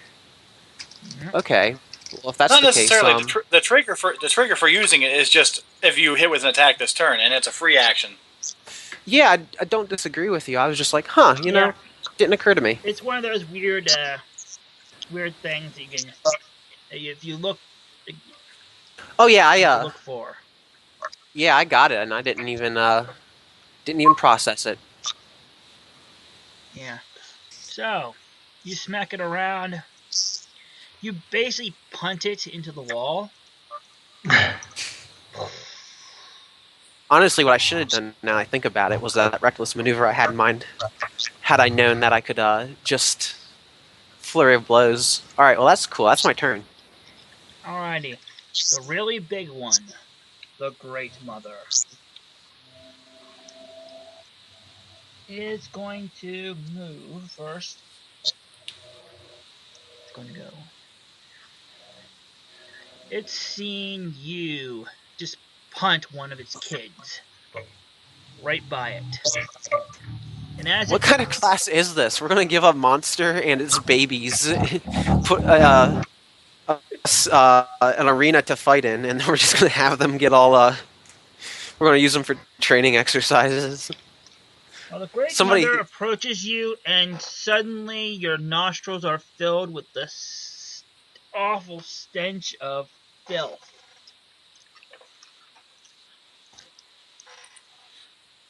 That you think will... Cedra's like, aha, bring it on. I live in filth. Yeah. It smells He awful. seems to say with his eyes.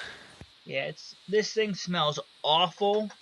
You're pretty sure being next to it, it's gonna be, that smell is gonna distract you enough to give you a -2 to attack rolls. Yeah, I just have the worst stink face. I have reach. Yes. Yeah, I just have the worst stink face on right now. I'm just like, ugh. As a standard action, it is going to bite you. Oh no, now it's going to. And it's going to fail dismally. Yeah, I'm just flailing at it, like trying to keep it away from me. How bad it smells. Then it's going to spin around and try and stick you with this big old spike on the end of its tail. That will be successful against your reflex, actually. Oh yeah, it's successful. Alright. It does 5 whole damage, and you feel like a little bit of a burning in it, like it's semi-poisonous. As something starts, this burning goes down your one vein, and yeah, you've got a little bit of poison. And then it's Dweon's turn. Okay. Against his better nature but Zul is shooting her psychic energies. He ducks underneath her. Oops. He ducks underneath her and shifts right over here in front of her. And reaches over, and as a minor action, he reaches into one of his pouches, grabs a little brown grease crayon, and draws a quick rune on the back of your armor, Murdoch. And it kind of looks like a stylized flame. I've just cast Flame Burst Armor on you. And so as my standard action, I'm going to say, I'm going to cast on Dire Rat 3, has not been hit yet. Nope. Okay, I'm going to cast, he reaches into one of his pouches and pulls out a black sphere, chucks it at him. This is my encounter power called Drain Speed. Okay. This is versus his AC. Okay. Let's see. A 10 probably does not hit him. It kind of lands a little bit short, bounces a little bit towards it, then it spins around and just kind of knocks the little black nodule up against the wall where it goes. All right. Well, seeing that his classmates are all around him and, he doesn't want to look super awkward and super fail, so he's going to spend his action point. Mm-hmm. And he's going to cast Thundering Armor on Cedra. Okay. Thunder armor. Excuse me. So the effect is the primary target gains a +1 power bonus to AC until the end of my next turn. So Cedra, you have +1. And I make an attack against a creature adjacent to the primary target, which is the Great Mother. Alrighty. This is versus Fortitude. Ooh. Yeah. So does a 21 hit her Fortitude? Mm-hmm. Yep. All right, so it takes 1d8 plus 4 damage. Let me change my dice real quick. Roll that beautiful thunder damage. Not bad. 8 points of damage. And I can push the secondary target 1 square away from the primary target. So basically, So I'm going to push the Great Mother away from Cedra to get her out of the aura. So I'll just push him right there. Yep. Okay. Alrighty. And that's Dweon's turn. Alright, Sephruz is next.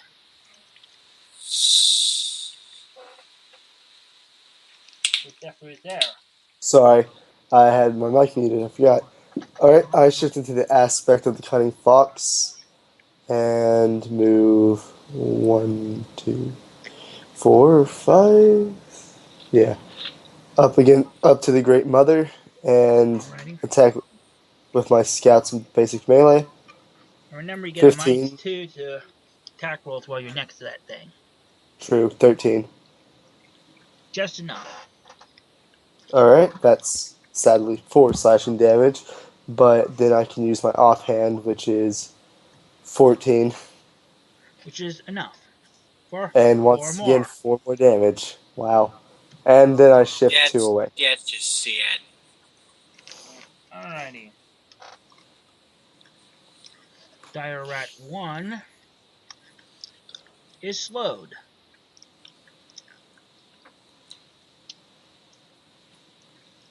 You cannot shift, so moves 2, and will then charge Ia.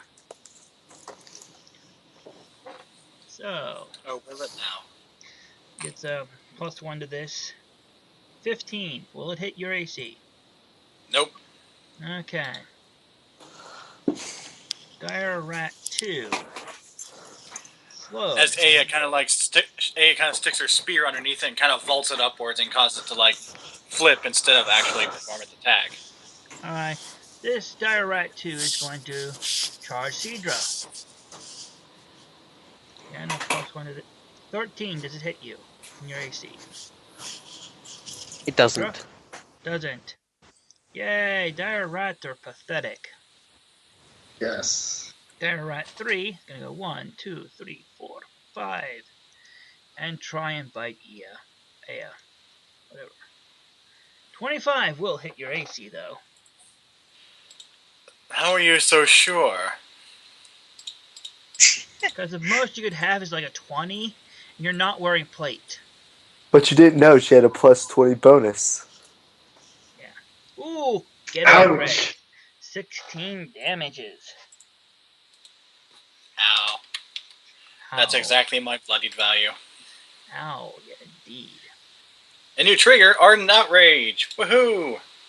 Yeah. All enemies within 5 squares grant combat advantage till the end of my next turn. So everyone Nice. but the giant rat that actually has a stick. So all but the one with the stick are granting combat advantage. And back to the top of the order with the giant rat. We gotta let you get bloodied more often. Giant rat It's here an encounter power. is going to walk up to Sephiroth and bite him. For a whole 3 damage. Woo. This giant rat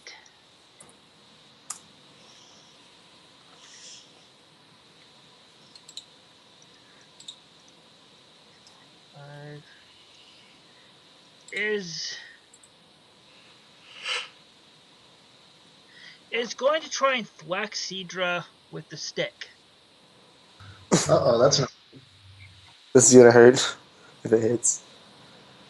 Does a 12 hit your AC? It doesn't. Okay. Doesn't do Right. much of anything.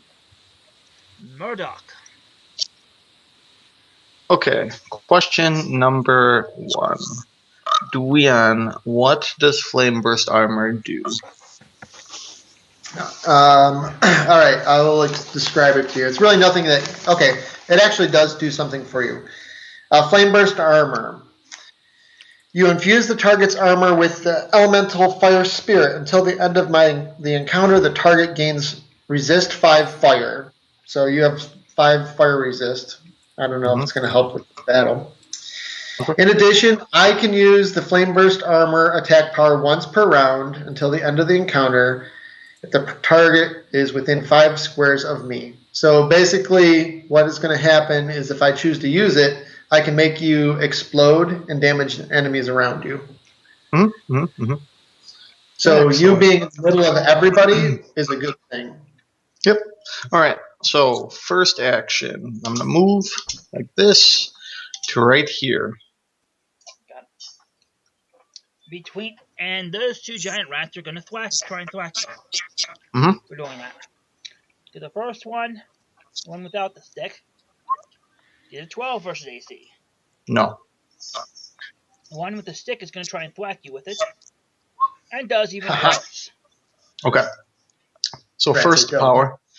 First up, I am going to activate Form of Winter's Herald. So suddenly I become this, like, I don't say my appearance changes into a tree, but my hair kind of extends, like it like almost like more like branches grow out You of look me like instead of here. I got it.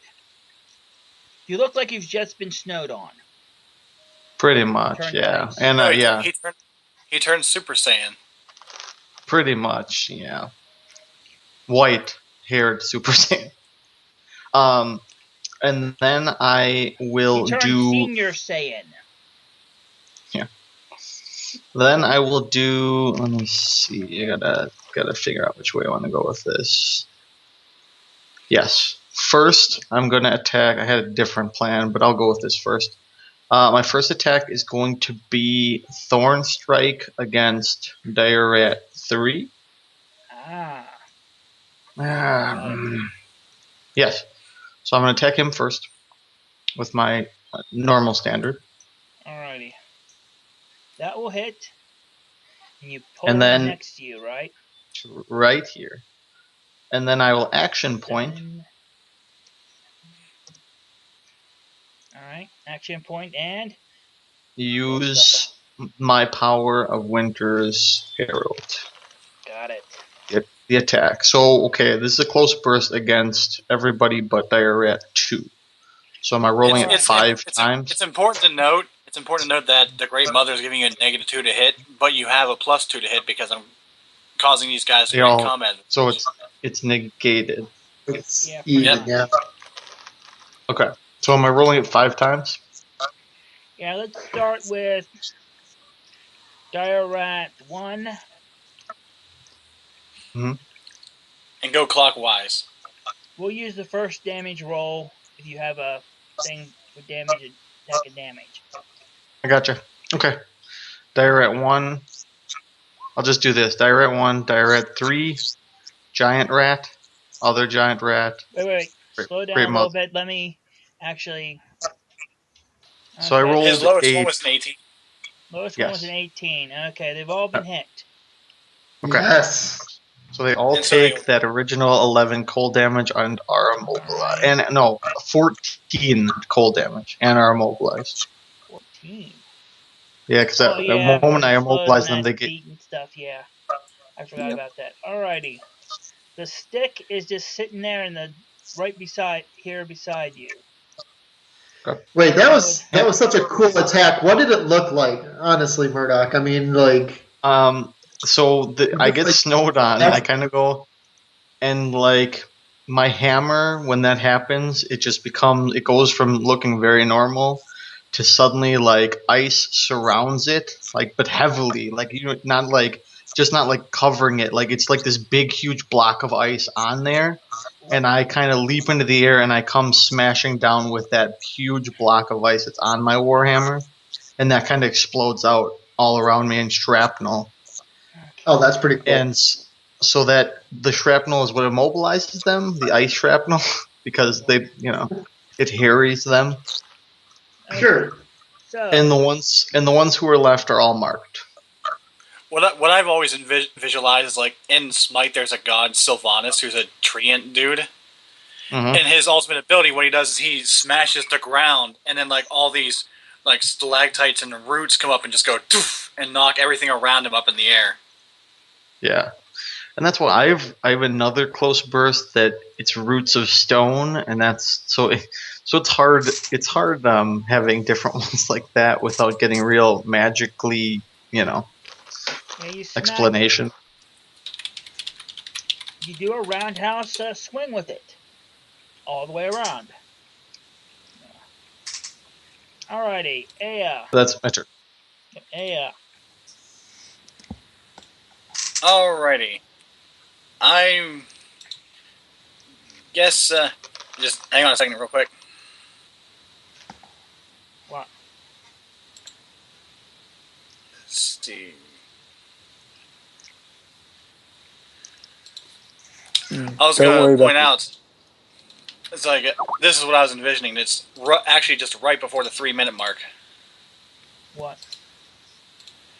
What I've always kind of envisioned Herald of Winter Storm attack to look like. Okay, well, quick, do your own turn. Alrighty, so I'm going to attack this thing right in front of me. Okay. I'm going to hit it with an Augment 2 Energizing Strike. Got it. So here it goes. Yeah, that's not enough. Well, technically that would be a 12 versus AC because I have combat advantage. No. I want to add +1 from. Actually, I want to spend an augment point and do a D4 plus Actually, 1 with my. But before you do that, I have an encounter power that will help me out. What? Okay, go ahead. I have Bloody Determination. If I miss an at-will attack while bloodied, I can re-roll that failed attack roll. Technically, it is an at-will, even though it's an augmented one. Got it. Yep. So here goes. Well, 15 technically. That just hits. Alrighty, so it's 11 damage. And an ally or I can spend a healing surge, and since I'm the one who's just bloodied, I think it'll be me. Yeah. Because if I'm gonna heal somebody, it might as well be me. Okay. Like the NSYNC song? And I'm no longer bloodied. Anything else Aya wants to do? Alrighty, Cedra, do you want to be healed? Yeah, I could use some healing. I'm about to do something reckless. Alrighty, I'm gonna pull out my Ardent Surge, or at least one of them, and I sort of, just the aura around me kind of extends, and Cedra feels a little better. He heals for a surge value +2, and gets a +1 to attack rolls. Ooh, that's handy. Yes, you can't have multiple auras at a time. Just double checking. And technically, my aura is called a mantle, so it's not quite the same. Well, I was asking, because I'm about to pop 3 auras, so I wasn't sure how that worked. Oh yeah, you can totally have multiple auras. It's on you to remember them. Yeah. You'd better remember. Alrighty. And actually, I probably won't pop all 3. I'll probably pop 2. Just be reasonable with the whole thing. Yeah. Alrighty. Oh, come on now. We're trying to impress everybody else around us. Pop all 3. All the other two of the other teams are here. I'll think about it. So, anything else, Aya? I'm going to take a step back. I'm going to shift back 1. Got it. And that'll be it for me. Then it's Zool. Okay. I am going to do a Augment 0 Dishearten right there. Got it. I'm going to go Dire Rat 2 first, and then Great Mother. Alright. Dire Rat, I think that's a crit. Yep. Yes, it is. And then on the Mother. And the Mother is hit. So that is... Okay. Nice. 10 damage to the Dire Rat 2.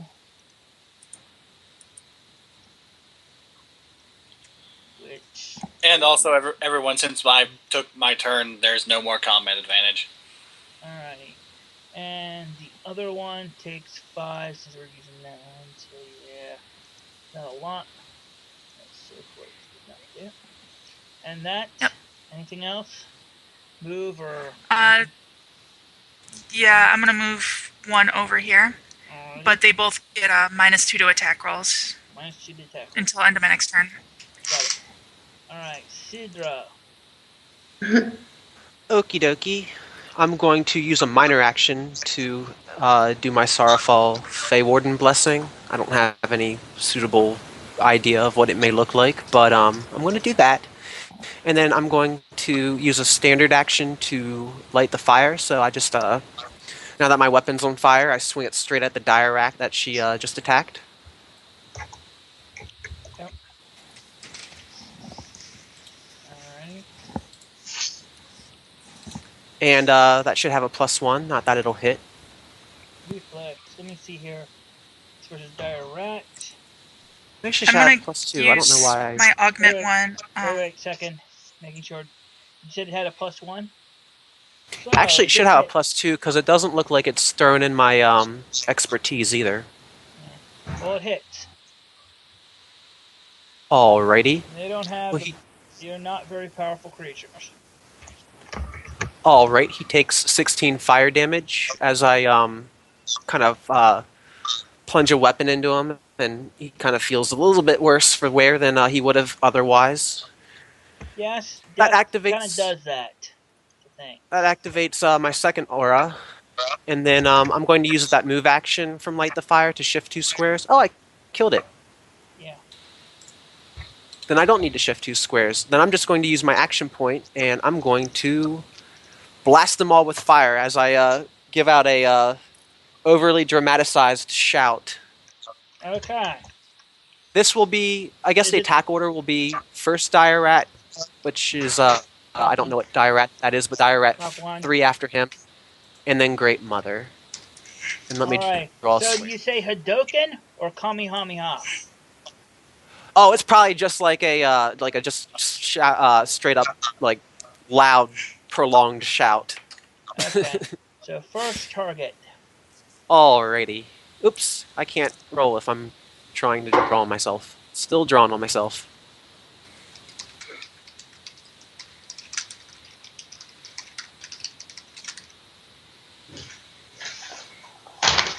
Alright.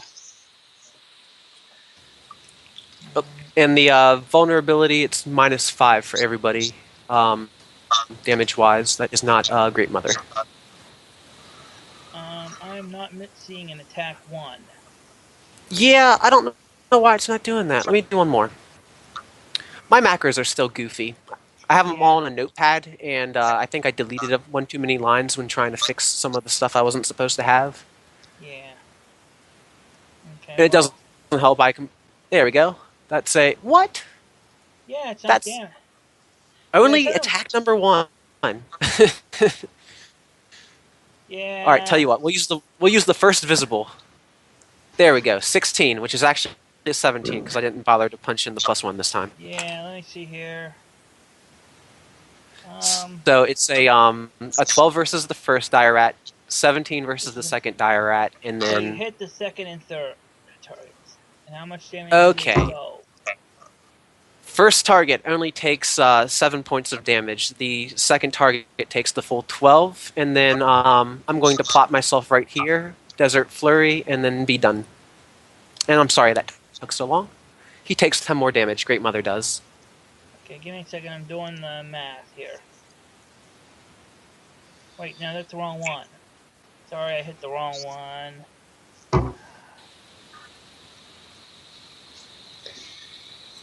It was this one that. Now it's 7 damage. Uh huh. That one. And the other one was 12. The Great Mother. Yep.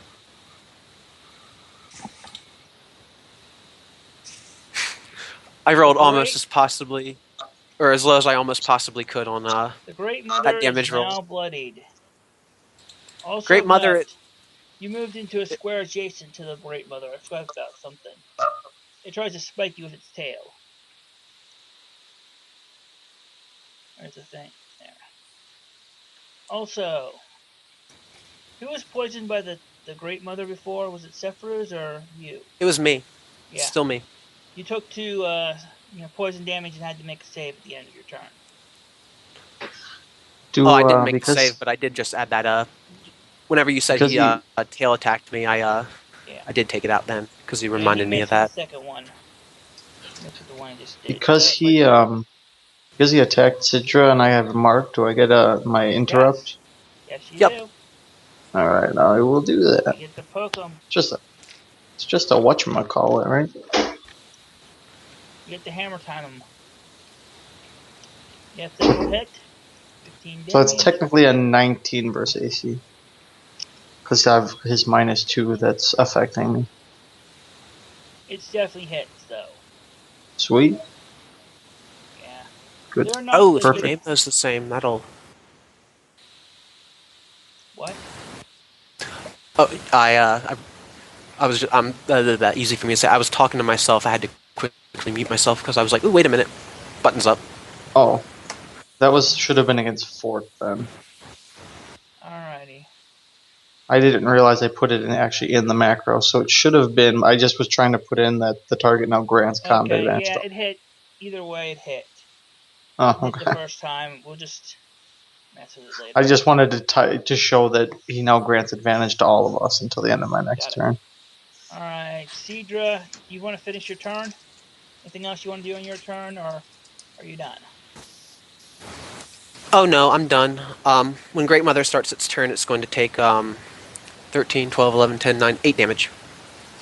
8 damage. Mm-hmm. Why were you counting down? It if you have a variable modifier macro thrown into your macros and it's the same name as like another one that you throw in later into the roll, it uses the same variable from the first time. So it was adding vulnerability to a damage roll that didn't actually have it, and so I had to count down rather than add up, if that makes sense. So, Okay. it is weird. Anyways, Great Mother is still alive. Did it have anything that set it on fire or anything? One of those many attacks? Yeah, ongoing 5. Alrighty. Great Mother burns to death. Oh, did Seidra roll a saving throw for poison? Yeah, Oh, roll I your forgot saving. to do that. Yeah, roll your saving throw for your poison. Oh, Nope. still Okay, you're still poison. poisoned. The Great Mother is dead. The smell starts to go away a bit. I don't know. If it dies, doesn't the Dweon, smell get worse? And Dweon.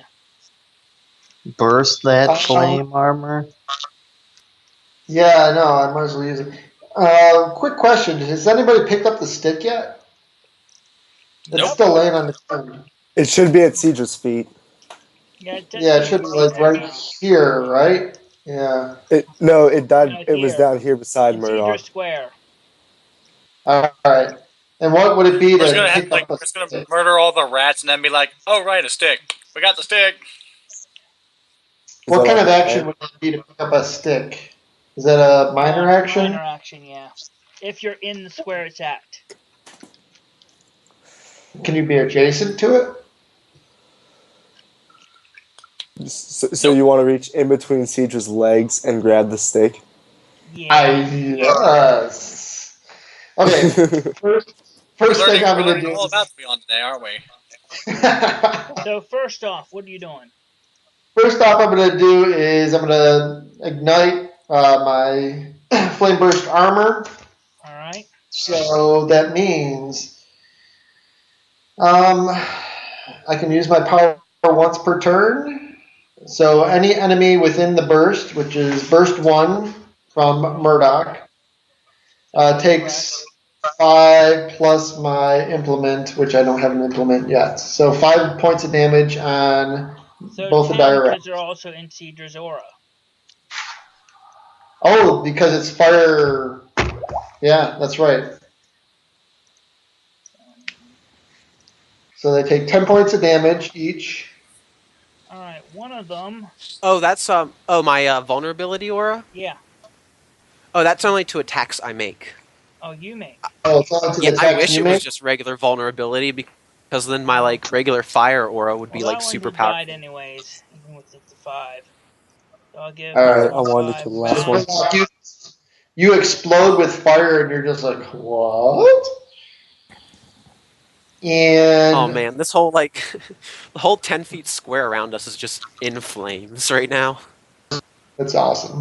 Yeah, Ignition and Blaze are very angry. Fire's their thing.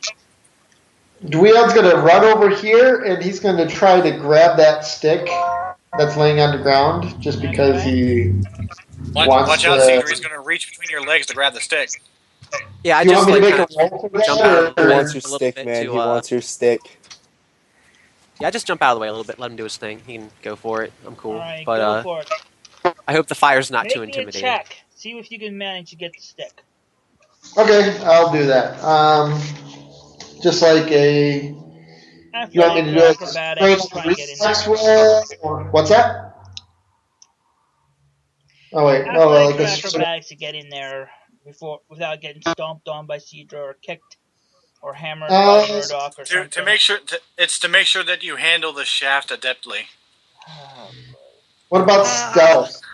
nope, Would stealth work? nope. Everybody's Well, looking at you, and the only thing in the way is way down here. The what about I'm road. judging thievery? you. Using my No, thieving hands. nope. Okay, Nope, acrobatics. you can't sneak a feel. I can't.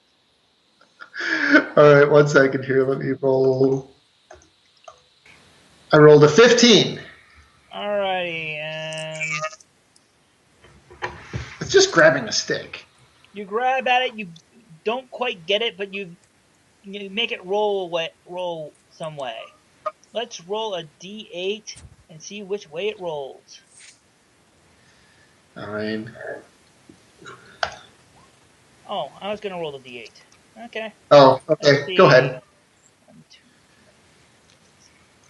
3. It rolls over to this square here. Okay. So it So I rolls almost away from grabbed it, you. but Cedra, you kick it to the side. Yeah, you you had the edge, but you had the one side, but you didn't quite get a grip on it, so it rolled away past Murdoch. Sephiroth, there's one dire rat left. All There's a right. Kill it. stick. Since Kill it. Kill it. I'm not gonna worry about the stick, I just want to kill the dire rat. So I'm gonna roll a Scouts melee basic. Alright, give me a That second should do here. it. That will hit. 21. All Do it right, again. offhand. Alrighty. And that That hits. that's what 16 total damage. Is it dead? And how do you kill it? I stab its back with my long sword that I just chop off its head with my short sword.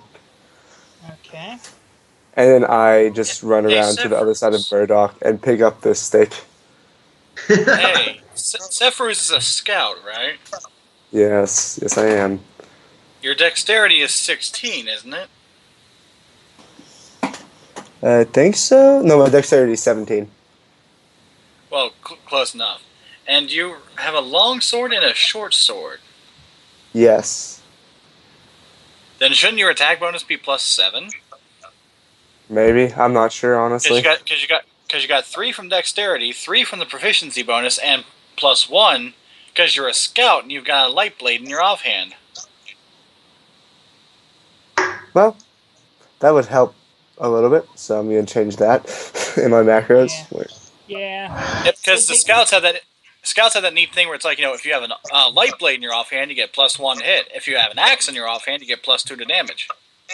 Yeah. Oh yeah, that's right. And which in your offhand determines how well you determines what kind of scout you are. Are the accurate scout or the I hit more like a truck when I do hit? Yeah. So since you're I the think- accurate scout, you should update your stats to show that you're the accurate scout. Yep. Just did. Sweet. Yeah. If anybody hasn't noticed, Jared knows his shit. Yeah. Jared's kind of an expert, at least on the mechanic parts of He's this game. crunchy. He knows what works, what doesn't work, and what only works if you have all this. If you kind of have to start with all the stuff right away. Jared can be one of the best people to run with, or one of the worst people to run with if you're a DM, because Amen there. yeah. I grab the stick and throw it to Stone Scar. He's like, no, keep it. Too late. Well, all right. Like, I well, keep it. if you threw it at him, he'll be like,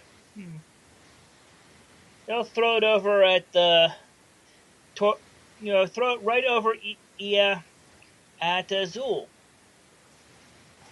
Nice. You might be able to use this. Yeah, I'm not proficient in stats. Thank you. Yeah, he already knows that Dweon has gotten something. So, by the way, has anybody noticed that Dweon's wearing this really kind of looks a little old, but it's got kind of a hooded cloak type thing. I'm not really wearing it I like did- out I'm on just- the outside. I kind of tuck it in the inside. I don't want to like Yeah, I'm trying make to it. find. See, the I mean, they could. staff. Here's the information for the staff in Skype. Go ahead and download it and see what it does. And who got that, Zul? Zool. See, now I have There to is find no out where it Scion, downloads it to. only Zool. You can just, yeah. I have mine. I have in my, main page thing. I have a link to to the exact place where Skype puts stuff. Oh, okay. I made a shortcut to Nice. there. So. Oh, God. Wow, a daily. I know. And look at what that daily does for someone who's mostly area effects.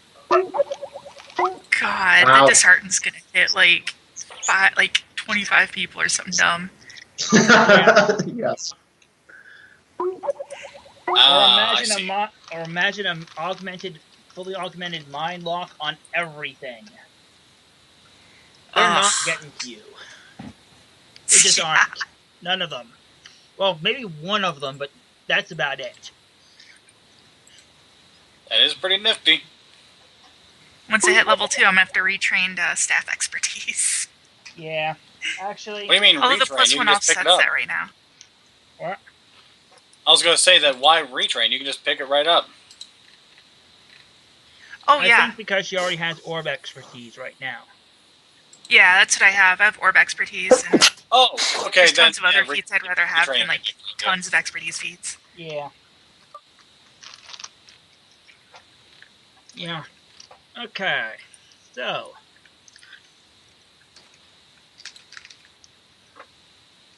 So, what is the reaction of the class around us, Andrew? Yeah, most of the other class is kind of impressed. Blaze and Ignition have both basically just been discussing things, kind of ignoring you once you started, winning against these things. They've been completely ignoring you. Yeah, I forgot That's the fine. No one needs them bitches. Yeah, I was gonna say, who needs their attention anyway? Yeah, I forgot the name things for some of these guys. There we go. And this was okay. V-Core Edge. All right. So yeah, the teachers are also impressed and are really, Professor Steinbanger in particular is like really, yeah, go my team, ha ha ha. My team, because we don't have a name yet. Steinbanger squad. Yeah.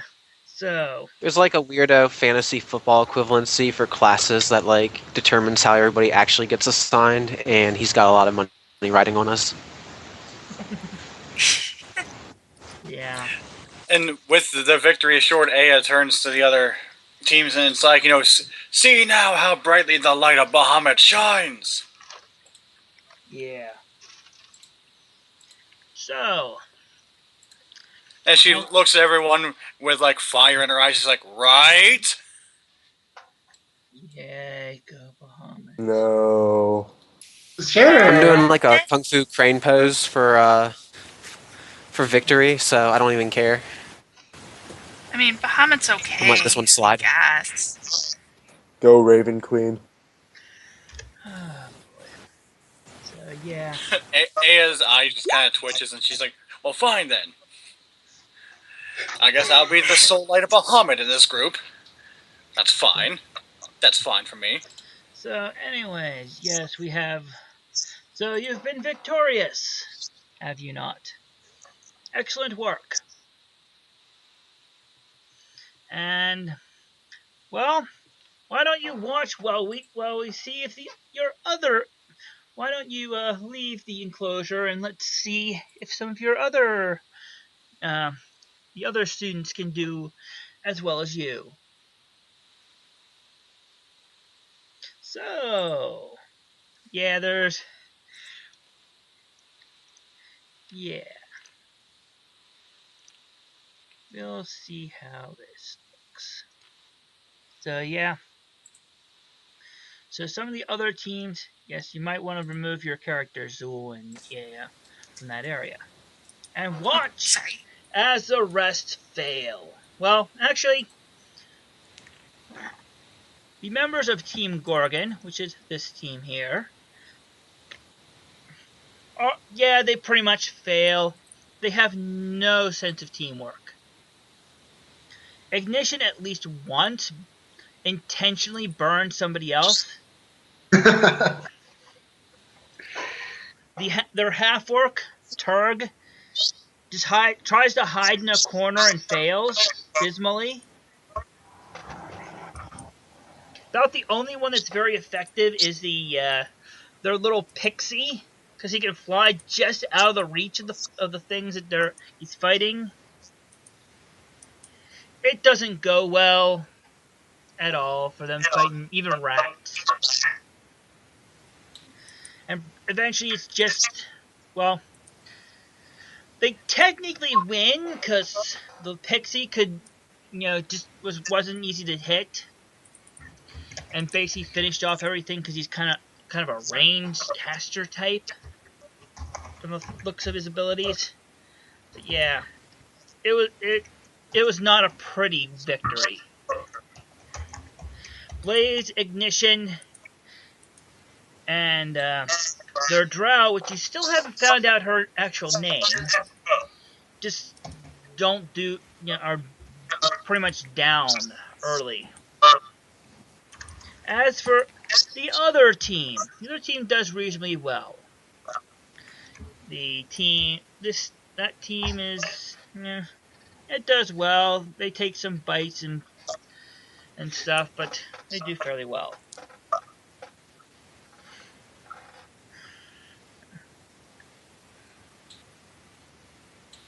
Yeah. Yes. Yeah. Yeah.